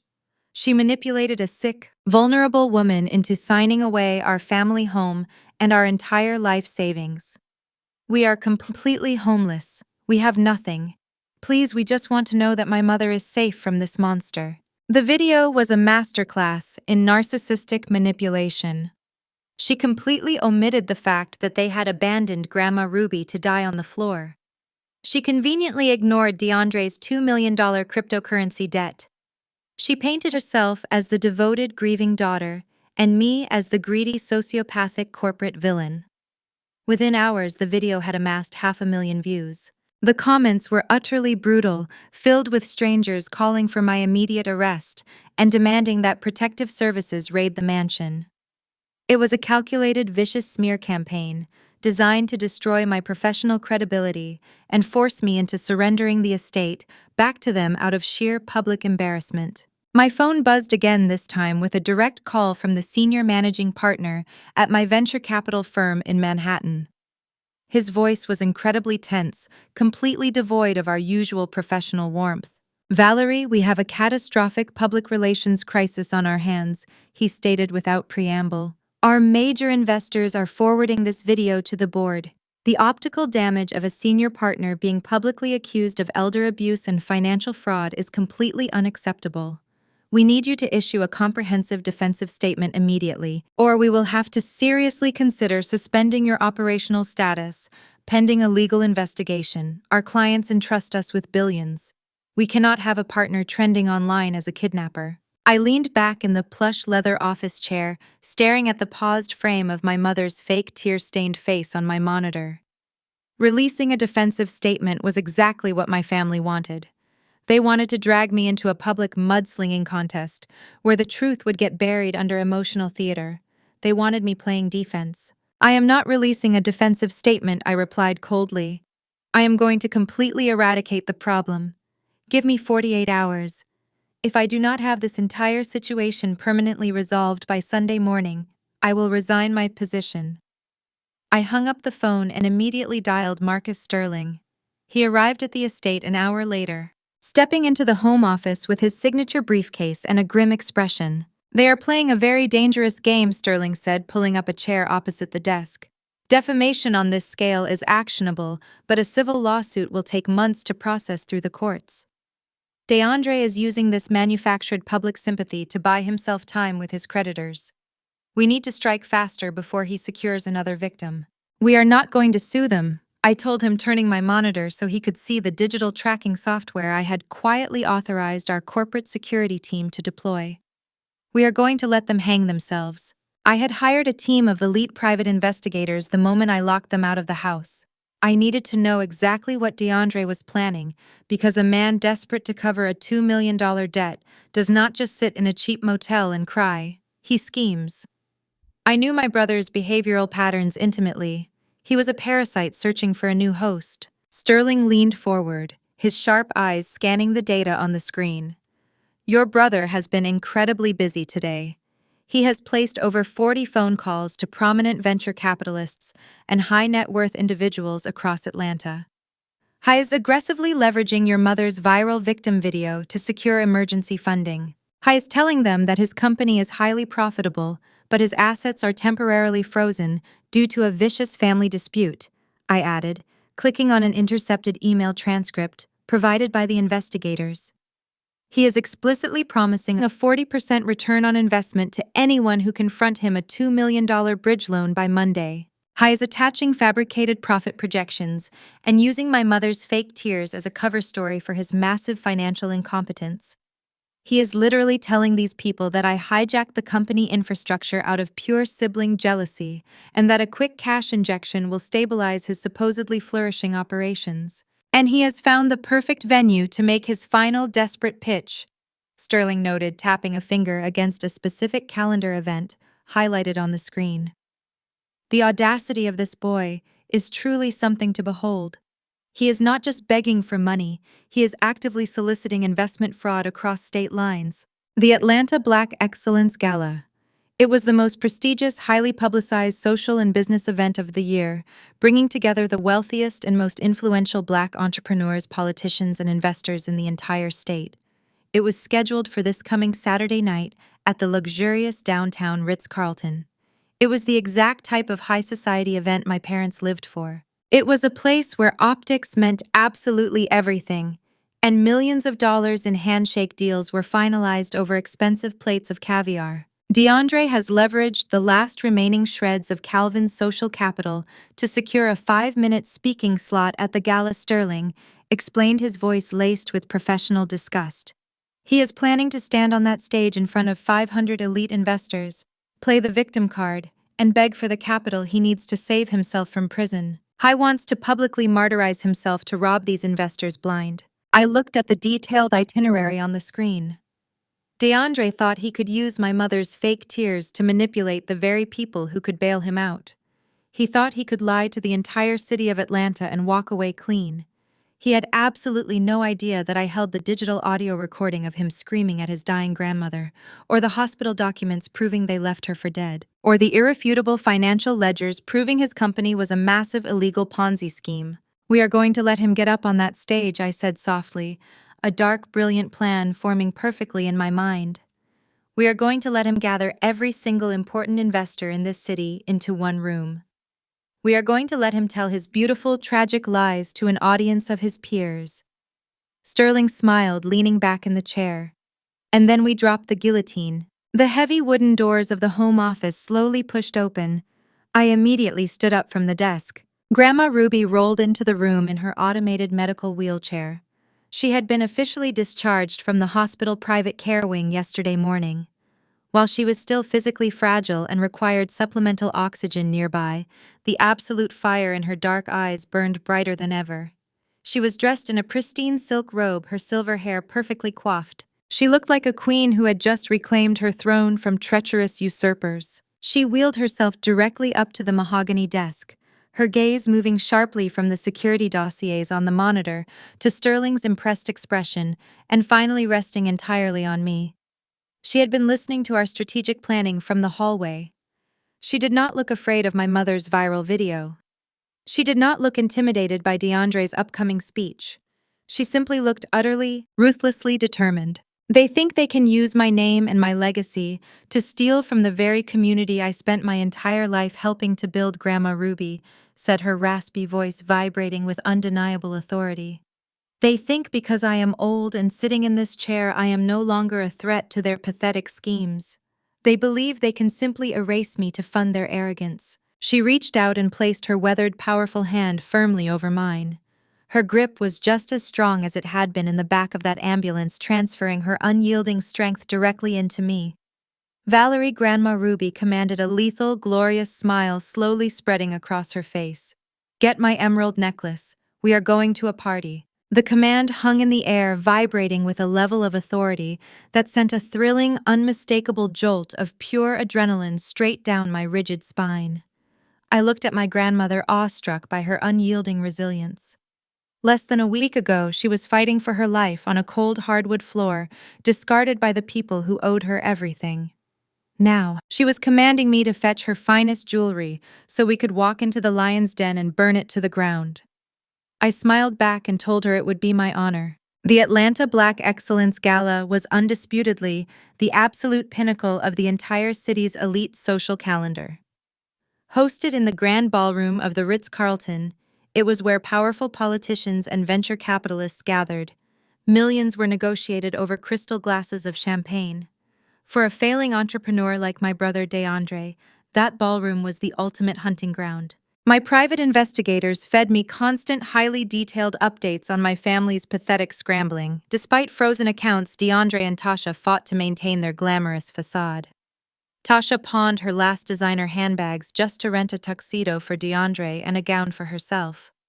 They were determined to walk into that gala looking like royalty, hoping to mask their financial ruin. DeAndre aggressively used every last drop of my father's diminishing social credit to retain his speaking slot. The organizers initially tried to cancel his presentation after my mother's hysterical video surfaced. However, DeAndre aggressively leveraged the situation, convincing them he needed the platform to clear his family's name. He promised a compelling story of a resilient business owner overcoming tragic adversity. It was a fabricated narrative designed to steal capital. While my older brother practiced his fake tears, I executed a flawless corporate strike. My venture capital firm manages a diverse portfolio including a profitable audiovisual production company. As fate would have it, this exact company was contracted to run the complex lighting, sound, and projector screens for the gala. On Friday, I walked through the service entrance wearing a sharp suit. I bypassed management and headed straight for the central control booth. The lead audiovisual director, a professional named Marcus, stood up immediately. He knew exactly who I was because my firm signed his operational checks. I did not waste time with pleasantries. I pulled out a highly encrypted flash drive. Inside was the raw security camera footage from Grandma Ruby's living room, complete with clear audio of DeAndre screaming at her while she gasped for air. I placed the drive directly into his hand and gave him specific, non-negotiable instructions. I told him that when my brother took the stage on Saturday night, he was to let him speak for exactly 3 minutes. Then, on my direct visual cue, he was to cut the primary spotlight, hijack the main projector screens, and play the video file for the entire room to see. Marcus nodded with absolute professional obedience. He knew better than to question my authority. Saturday evening arrived with electric tension. The Ritz-Carlton was crawling with luxury vehicles and the wealthiest socialites in the city. Inside the ballroom, 500 elite guests were seated at beautifully decorated tables, completely unaware of the explosive reckoning about to take place. The soft murmur of elegant conversation filled the massive space. I waited quietly in the VIP holding room just outside the main doors. Grandma Ruby sat regally in her medical wheelchair beside me. She wore a stunning black velvet gown, her silver hair perfectly styled, and the heavy emerald necklace resting prominently against her collarbone. She looked absolutely magnificent, a true matriarch preparing to reclaim her stolen empire. We watched the live feed of the gala on a television monitor mounted on the wall. My parents were seated at a prominent VIP table near the front of the stage. They tried desperately to look wealthy and unbothered, but I could clearly see the deep, exhausted bags hiding under their eyes. They sipped their complimentary champagne with the frantic energy of people who knew it might be their last expensive meal for a long time. Tasha sat next to them, smiling brightly for any photographer who walked past. The event host stepped up to the polished wooden podium and loudly announced the next speaker. He introduced DeAndre as a visionary entrepreneur facing unprecedented personal challenges. The crowd offered a polite round of applause as my brother climbed the steps to the stage.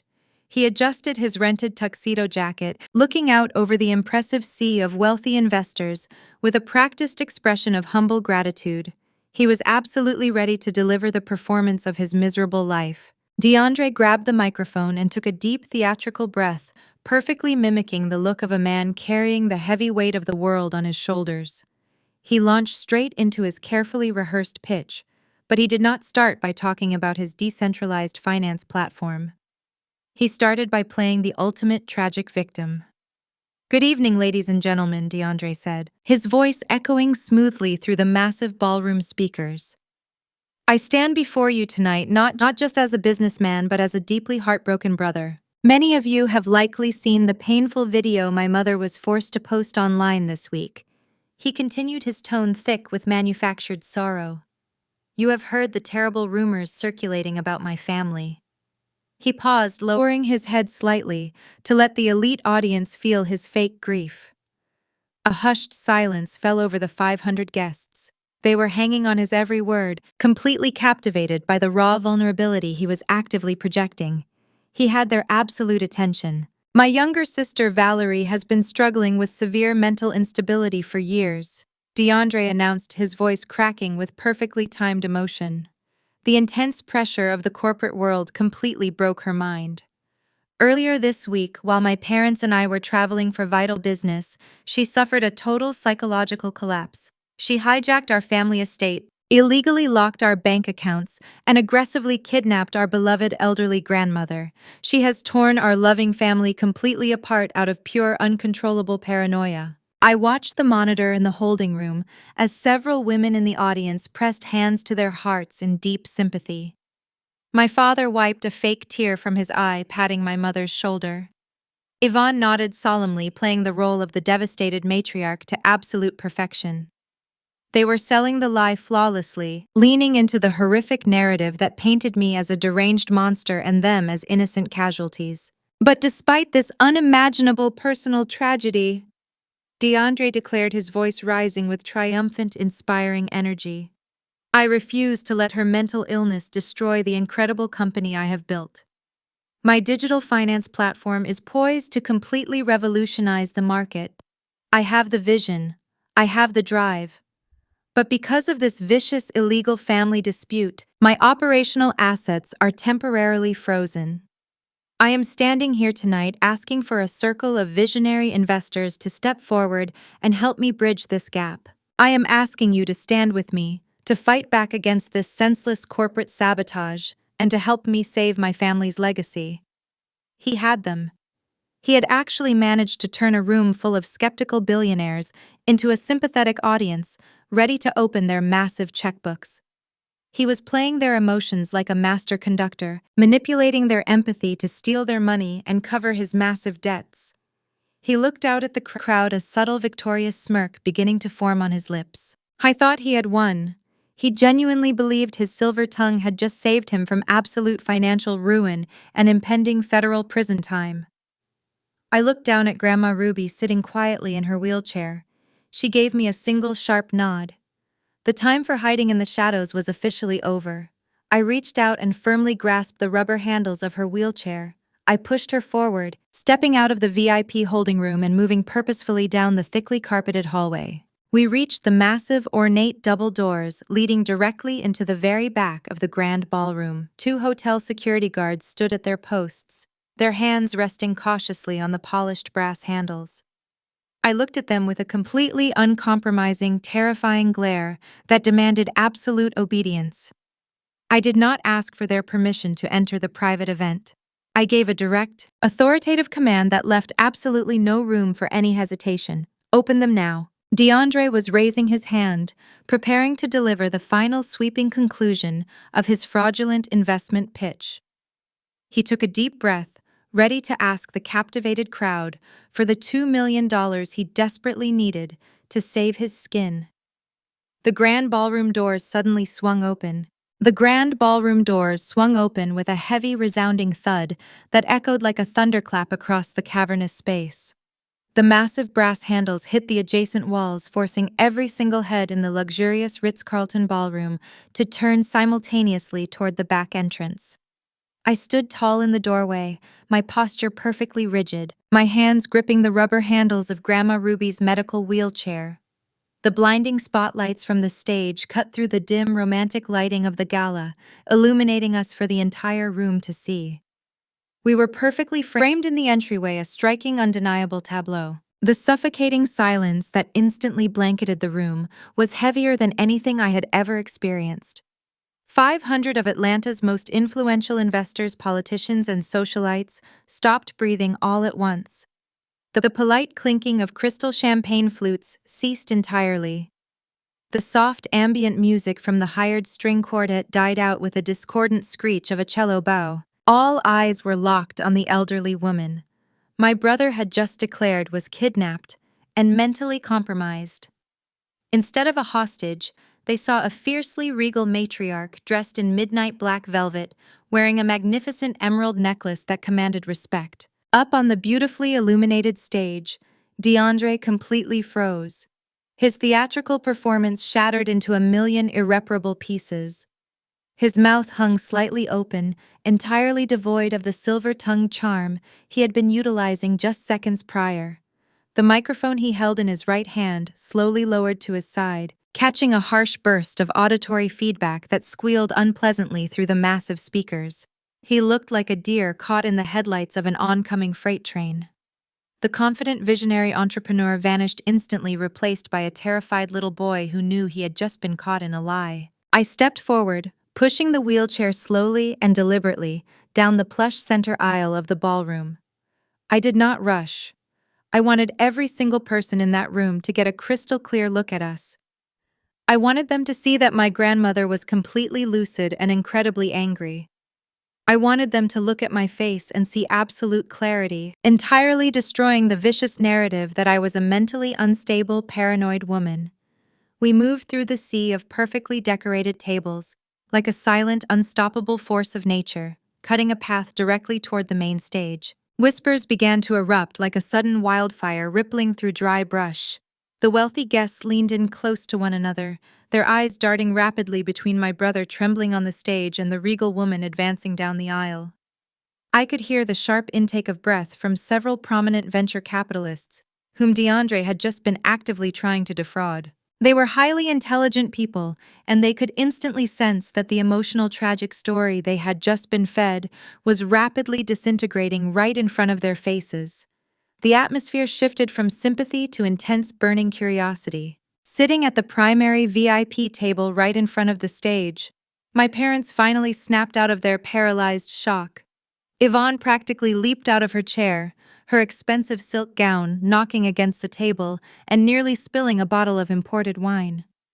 Calvin jumped up right behind her, his face flushing a dangerous panicked shade of crimson. They scrambled desperately toward the center aisle, their bodies moving with frantic, uncoordinated energy. They were absolutely terrified, realizing their grand illusion was collapsing in the most public venue imaginable. Tasha remained glued to her chair, her eyes wide with horror. My parents intercepted us exactly halfway down the long aisle, physically blocking our path to the stage. Yvonne plastered a bright, terrifyingly fake smile onto her face for the benefit of the watching audience.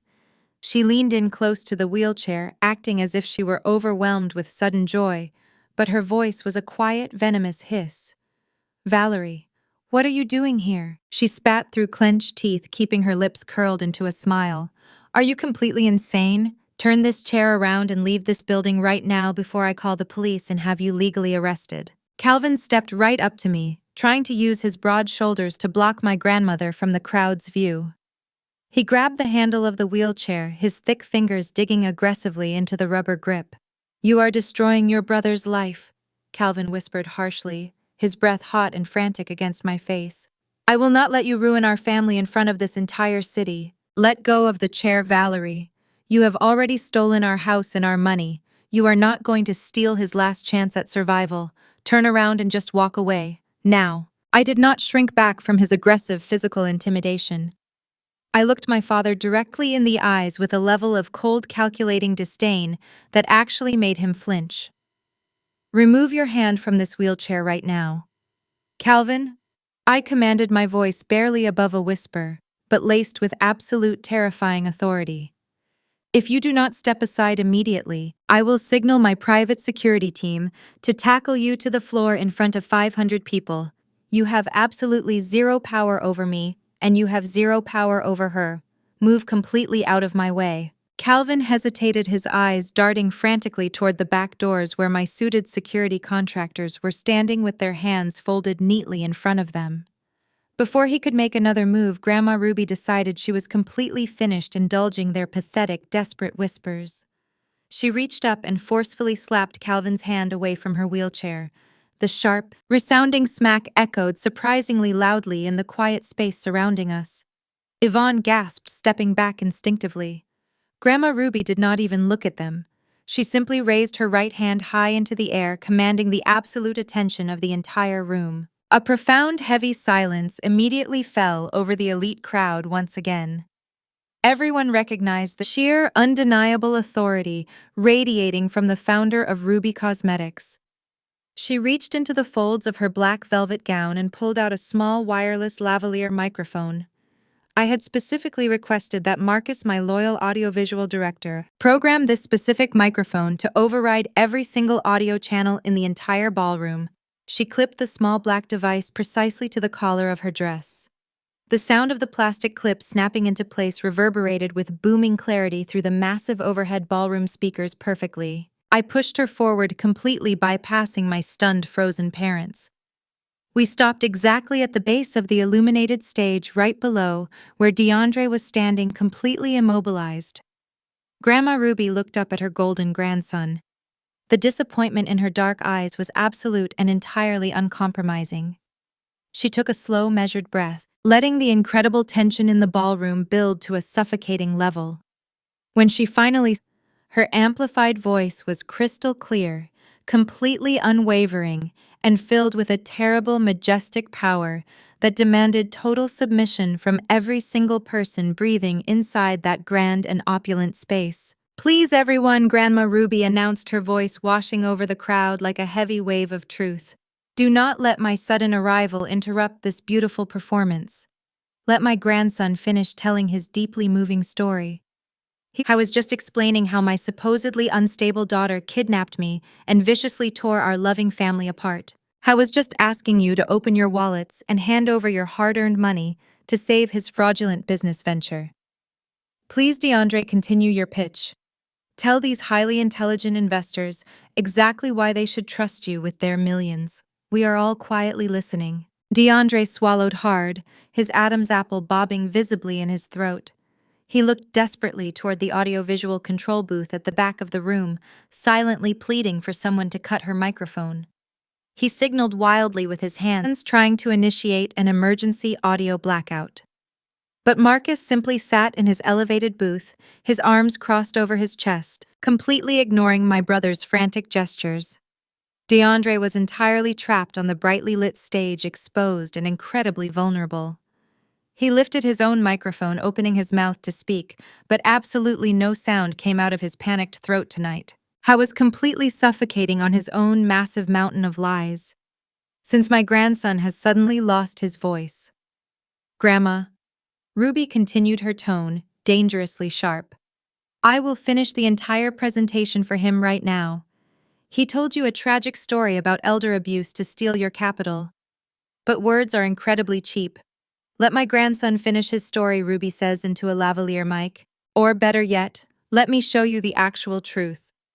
The massive projector screens behind DeAndre abruptly cut from his massive corporate logo to the grainy, undeniable footage of the mansion living room cameras. The high-definition projector screens, towering above the stage, flickered, replacing DeAndre's sleek, fabricated corporate logo with the stark, unedited security footage from Grandma Ruby's formal living room. Because I had overseen the installation of the estate's security system myself 2 years ago, I knew the cameras captured everything in pristine, unforgiving 4,000 pixel resolution with state-of-the-art surround audio. There was absolutely no room for misinterpretation. There was no blurry ambiguity my parents could use to spin their lies. The ballroom, filled with 500 of Atlanta's most elite and influential investors, was trapped in a suffocating silence as the digital recording began to play. The towering speakers of the Ritz-Carlton amplified every single sound from that Thanksgiving morning with brutal clarity. The sharp smack of Calvin's fist hitting the mahogany table echoed like a gunshot across the gala. "You are being completely unreasonable." Mother, my father's recorded voice boomed overhead, dripping with aggressive entitlement. DeAndre is your grandson. He carries your family name. We just need you to sign over the deed to this mansion so we can secure the bridge loan. Up on the stage. DeAndre stumbled backward, completely losing his balance and nearly knocking over the polished wooden podium. He looked exactly like a cornered rat. His perfectly tailored tuxedo suddenly looked like a cheap costume. He reached frantically for the microphone stand, his hands trembling violently, as he realized his absolute destruction was broadcasting live to the exact people he needed to swindle. "Grandma, my investors are threatening to sue me." DeAndre's own frantic recorded voice filled the ballroom, utterly destroying his carefully crafted facade of a successful visionary. "I am in the hole for $2 million. $2 million. If I do not show up to Chicago tonight with proof of collateral, they are going to ruin my life." A collective audible gasp rippled through the sea of elegantly dressed attendees. The wealthy venture capitalists and prominent politicians who had just been nodding along in sympathy to DeAndre's fake tears suddenly stiffened. The man standing before them was not a grieving brother, protecting his family from a mentally unstable sister. He was a desperate, failing gambler begging an elderly woman to bail him out of a massive financial hole. I kept a firm, steady grip on Grandma Ruby's wheelchair. I refused to look away from the screens. I wanted to witness the exact moment my family lost their entire world. The footage continued merciless and unrelenting. Grandma Ruby's recorded voice rang out steady and defiant, refusing to sign away her life's work to cover his reckless cryptocurrency failures. Then came the moment that sealed their fate permanently. "You selfish old hag!" DeAndre screamed on the massive screens, his face contorted into a hideous mask of pure, unadulterated rage. "We are your family. Valerie is not here. She does not care about you. We are the ones who take care of you." The camera perfectly captured the physical altercation. The audience watched in mounting horror as DeAndre aggressively stepped toward a frail 78-year-old woman. They heard the sharp, sudden intake of air as Grandma Ruby clutched her chest. They watched her stumble backward, her legs giving out as the massive stress-induced heart attack struck her down. She hit the hardwood floor with a sickening thud. In the ballroom, several women covered their mouths in sheer terror. A prominent real estate developer sitting at the front table stood up from his chair, his face twisting in absolute disgust. "Get up, Grandma!" DeAndre yelled on the video, completely ignoring her desperate gasps for oxygen. "Stop faking it. You are not having a heart attack. You are just trying to guilt-trip us so we miss our flight." Then came the final killing blow. My mother Yvonne entered the camera frame dragging her expensive designer luggage. She did not drop her bags. She did not reach for her phone to dial emergency services. She looked down at her own mother-in-law dying on the rug and delivered the sentence that would strip her of her high society status forever. "Calvin DeAndre, the private car is here. We are going to miss the flight to Chicago. Leave her, she is faking it. We will miss our flight. She is just being manipulative because she hates seeing us succeed. She will be fine. Let us go." The heavy front door slammed shut on the recording, leaving Grandma Ruby alone on the floor fighting for her life in a massive empty house. The video faded to black, leaving only the sound of her agonizing wet wheezing echoing through the ballroom speakers. The audio cut out completely. Marcus had expertly killed the feed, allowing the heavy oppressive reality of what the audience had just witnessed to crush my family's remaining dignity. For 5 long seconds nobody moved. Then the entire ballroom erupted into absolute chaotic revulsion. The polished veneer of polite high society completely vanished. Investors whom DeAndre had spent the entire evening aggressively schmoozing physically turned their backs to the stage, unwilling to even look at him. A wealthy tech billionaire sitting near the center aisle slammed his crystal champagne flute down onto his table so hard the stem snapped in half. He pointed directly at Calvin, who was standing frozen in the middle of the room. "You are a disgusting excuse for a human being." The billionaire shouted, his voice carrying over the rising murmurs of the outraged crowd. "You left your own mother to die for a networking event. You are absolute garbage." Yvonne shrank back, her hands flying to her face as the prestigious women from her elite country clubs openly glared at her with pure, unfiltered contempt.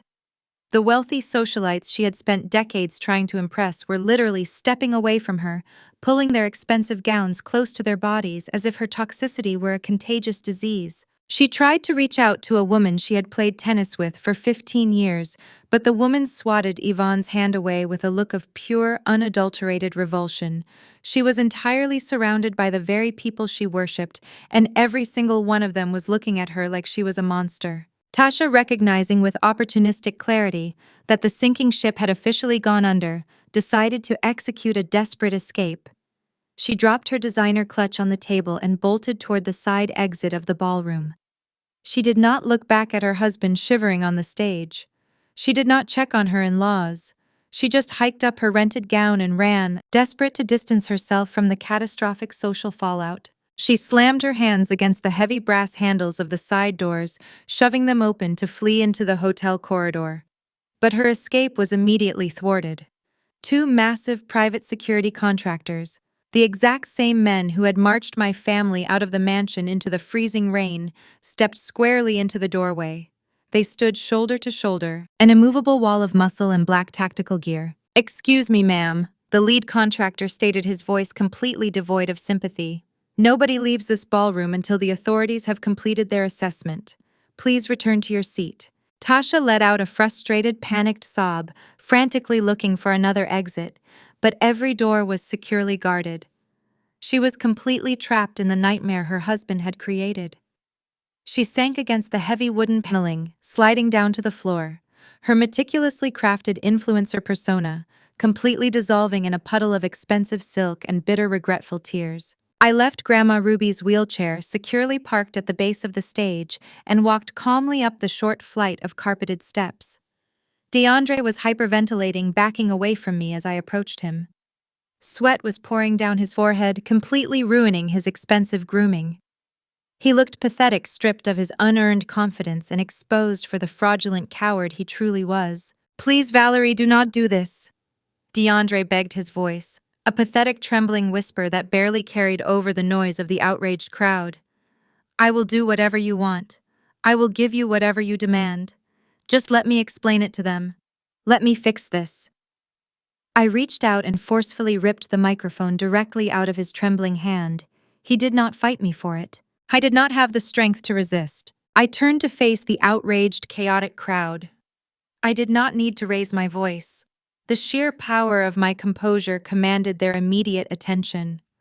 The angry murmurs gradually died down as 500 elite professionals waited for me to deliver the final strike. "My brother did not just try to leave our grandmother for dead," I announced, my voice slicing through the heavy atmosphere like a sharpened blade. "He did not just lie about my mental health to manipulate your empathy. He did all of this to hide the fact that he is currently running a massive illegal financial scam. He did it to hide this." I looked up toward the audiovisual control booth at the back of the room and gave Marcus a sharp, decisive nod. The massive projector screens behind me instantly shifted again. The horrific living room footage vanished, replaced by highly detailed, undeniably incriminating financial ledgers. Columns of digital transactions, hidden offshore account numbers, and blatantly falsified profit margins illuminated the stage in harsh white light. "These are the raw, unedited financial records from his decentralized finance platform," I declared, gesturing to the damning numbers towering behind me. "He is operating a textbook Ponzi scheme. He has zero collateral. He has zero sustainable revenue. He owes aggressive creditors exactly $2 million, and he came to this gala tonight specifically to use your hard-earned capital to pay off his illicit debts. He wanted to rob every single one of you blind to keep himself out of federal prison." DeAndre let out a strangled, pathetic gasp, dropping to his knees right there on the stage. He covered his face with his hands, sobbing uncontrollably as the irrefutable proof of his financial crimes flashed brightly above him. Calvin and Yvonne stood frozen in the center aisle, their eyes wide with absolute, unadulterated horror. They finally realized the true magnitude of what they had enabled.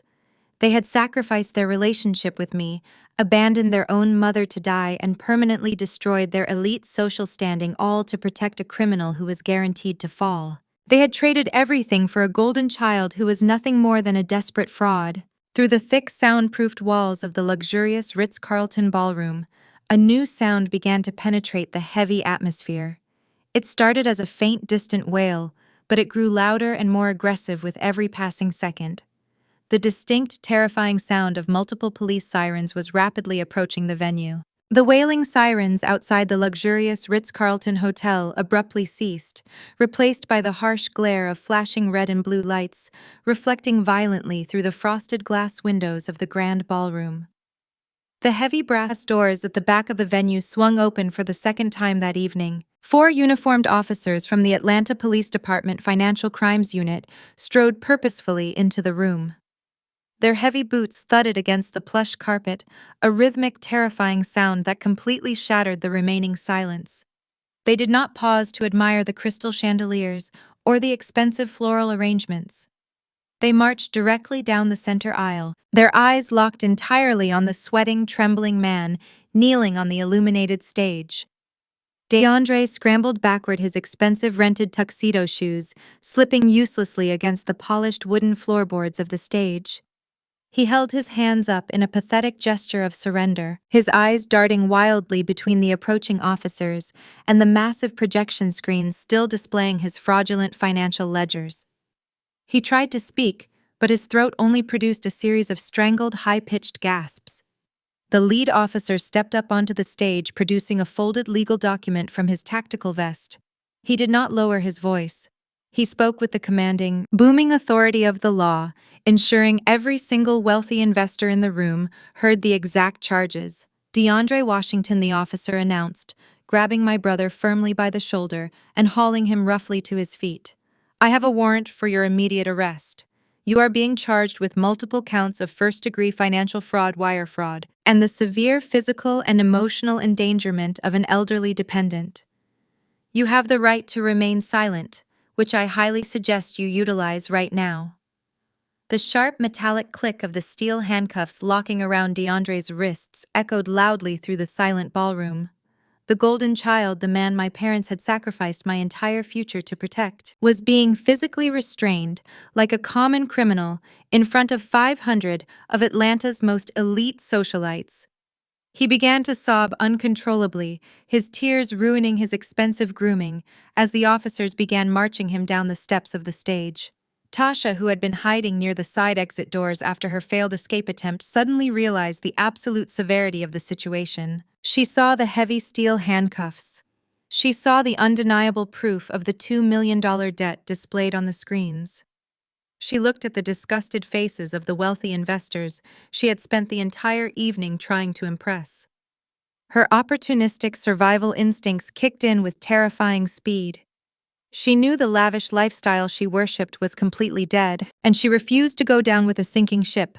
"Wait!" Tasha shrieked, pushing her way through the crowd of stunned guests and running aggressively toward the center aisle. She stopped directly in front of the police officers who were escorting her crying husband.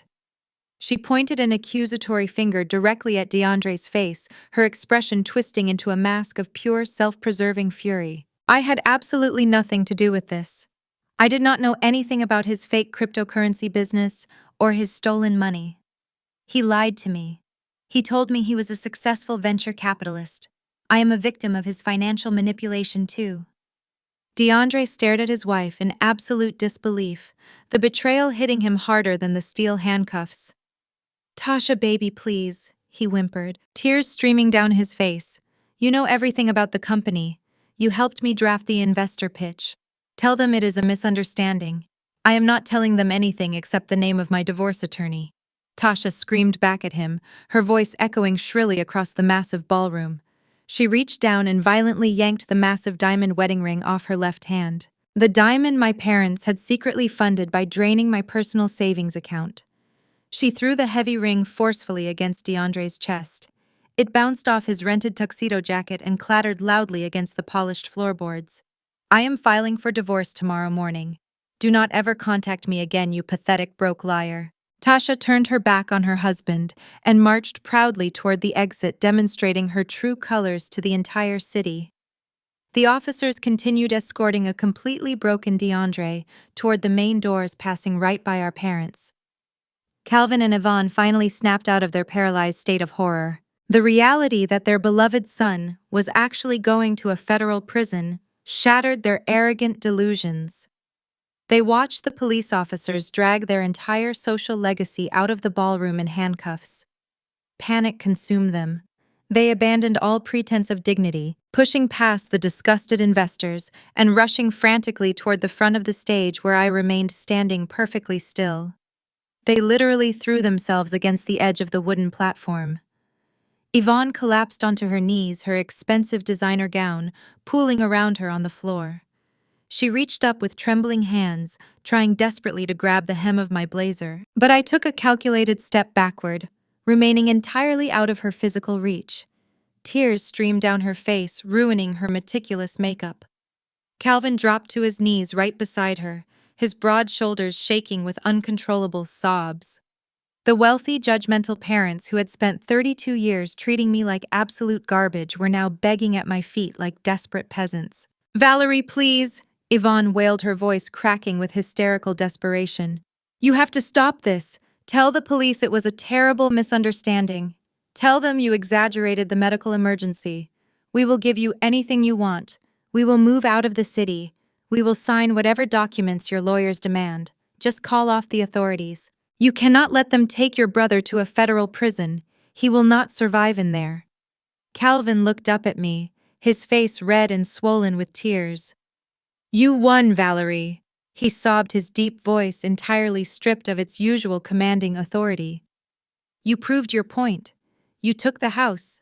You took the trust fund. You humiliated us in front of the entire city. Is not that enough punishment for one family? Please show some mercy. We are begging you. You have the power to fix this right now. We are your parents. You cannot destroy your own flesh and blood. I looked down at the two miserable people kneeling on the floor. I looked at the tears streaming down their faces. I waited for a familiar pang of guilt to strike my heart. I waited to feel the heavy burden of familial obligation that they had weaponized against me for my entire existence. I searched my soul for a single ounce of empathy for the people who had brought me into this world. There was absolutely nothing. My heart beat with a slow, steady, and incredibly peaceful rhythm. The emotional manipulation that used to control my every decision completely failed to register in my brain. I felt nothing but a cold, clinical detachment. I looked out at the massive ballroom. 500 elite guests were watching this incredible spectacle in total silence. They were waiting to see if the successful venture capitalist would break under the heavy pressure of her weeping parents. They were waiting to see if blood was truly thicker than justice. I slowly lowered my gaze back down to Yvonne and Calvin. I did not raise my voice. I did not yell. I spoke with a quiet, devastating clarity that resonated through the microphone and chilled the entire room to its very core. You are asking me to show mercy to a man who literally stepped over his dying grandmother to attend a cocktail party.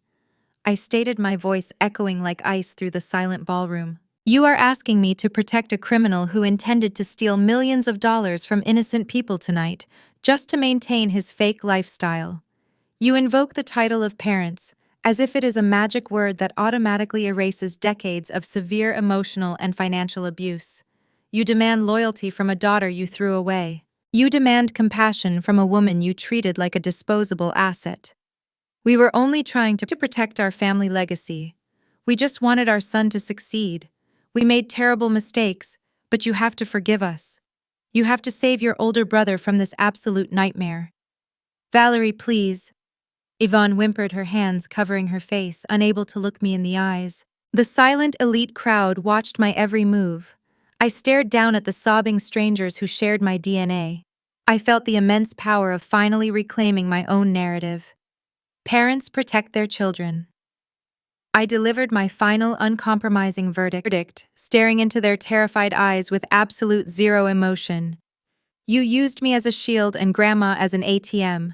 We are now completely done. The heavy silence in the grand ballroom of the Ritz-Carlton was broken only by the fading sound of police sirens carrying my brother away. I stood perfectly still on the polished hardwood stage, looking down at the two people who had brought me into this world. Yvonne and Calvin were still kneeling on the floor, surrounded by the disgusted stares of Atlanta's most elite investors and socialites. The magnificent illusion of their generational wealth and high society status lay in absolute ruins all around them. Valerie, you cannot just leave us here like this. Yvonne pleaded, her voice cracking as she desperately grabbed at the empty air between us. Her expensive designer makeup was completely ruined, running in dark streaks down her flushed cheeks. The bank took everything. You took the house. We have absolutely nowhere to go tonight. We do not have a single dollar to our names. Please, we are begging you. Let us come back to the estate. Just for a few weeks until we can figure this out. We are your parents. You owe us that much. I looked at the woman who had spent 32 years tearing down my confidence, draining my college savings, and mocking my career. I looked at the man who had happily signed away my future to fund a sports car for a son who was currently sitting in the back of a police cruiser. They did not feel remorse for what they had done to Grandma Ruby. They were only crying because they had finally been caught and because they were suddenly facing the terrifying reality of being poor. I did not owe them a single thing.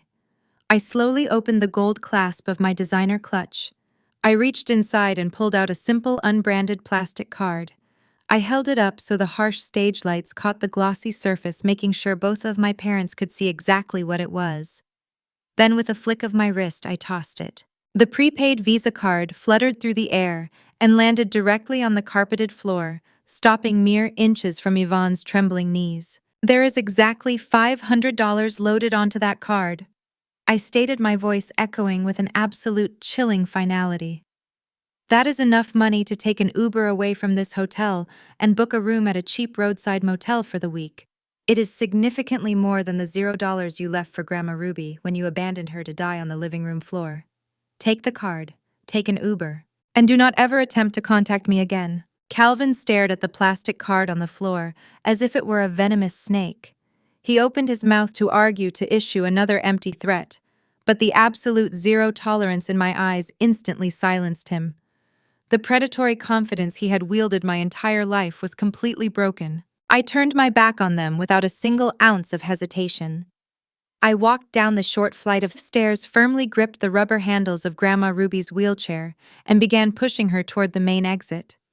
As we moved down the center aisle, the crowd of wealthy investors and prominent politicians immediately parted for us. They did not look at us with pity. They looked at us with profound respect.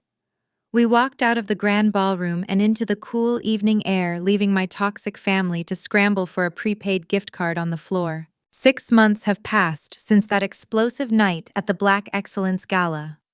The reckoning that followed was swift, absolute, and entirely public. DeAndre pleaded guilty to multiple counts of wire fraud and financial exploitation of an elderly dependent.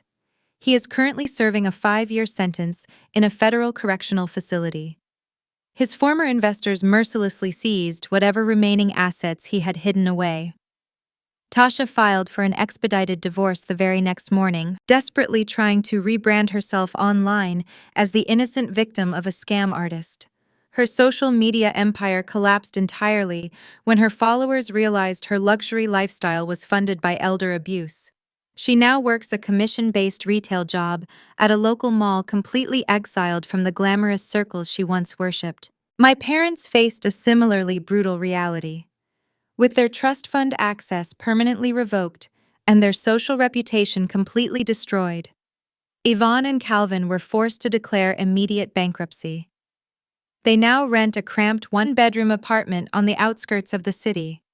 The country club elites they spent decades trying to impress completely blacklisted them to survive. My father took a minimum wage position working the night shift at a logistics warehouse. My mother, who once ridiculed me for working hard, now cleans houses for the very people she used to gossip with at her exclusive social luncheons. They built their entire identities on the illusion of superiority and the exploitation of their own blood. Now they have to live with the devastating consequences of their own monstrous choices every single day. As for me, my life has never been more vibrant or fulfilling. I officially relocated my primary venture capital operations from New York to Atlanta to be closer to my grandmother. The mansion in Buckhead is no longer a cold fortress of anxiety and impossible expectations.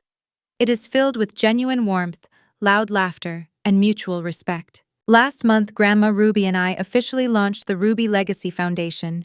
We secured millions in private funding to provide aggressive legal protection and financial education for elderly minorities facing exploitation. We took the darkest, most terrifying moment of our lives and transformed it into a powerful shield for others. Family is not merely blood. Family is whoever stays when you fall. Cutting off toxic relatives is not a tragedy. It is an absolute rebirth. Have you ever walked away to protect your future? Tell me your story below. Like and subscribe for more content.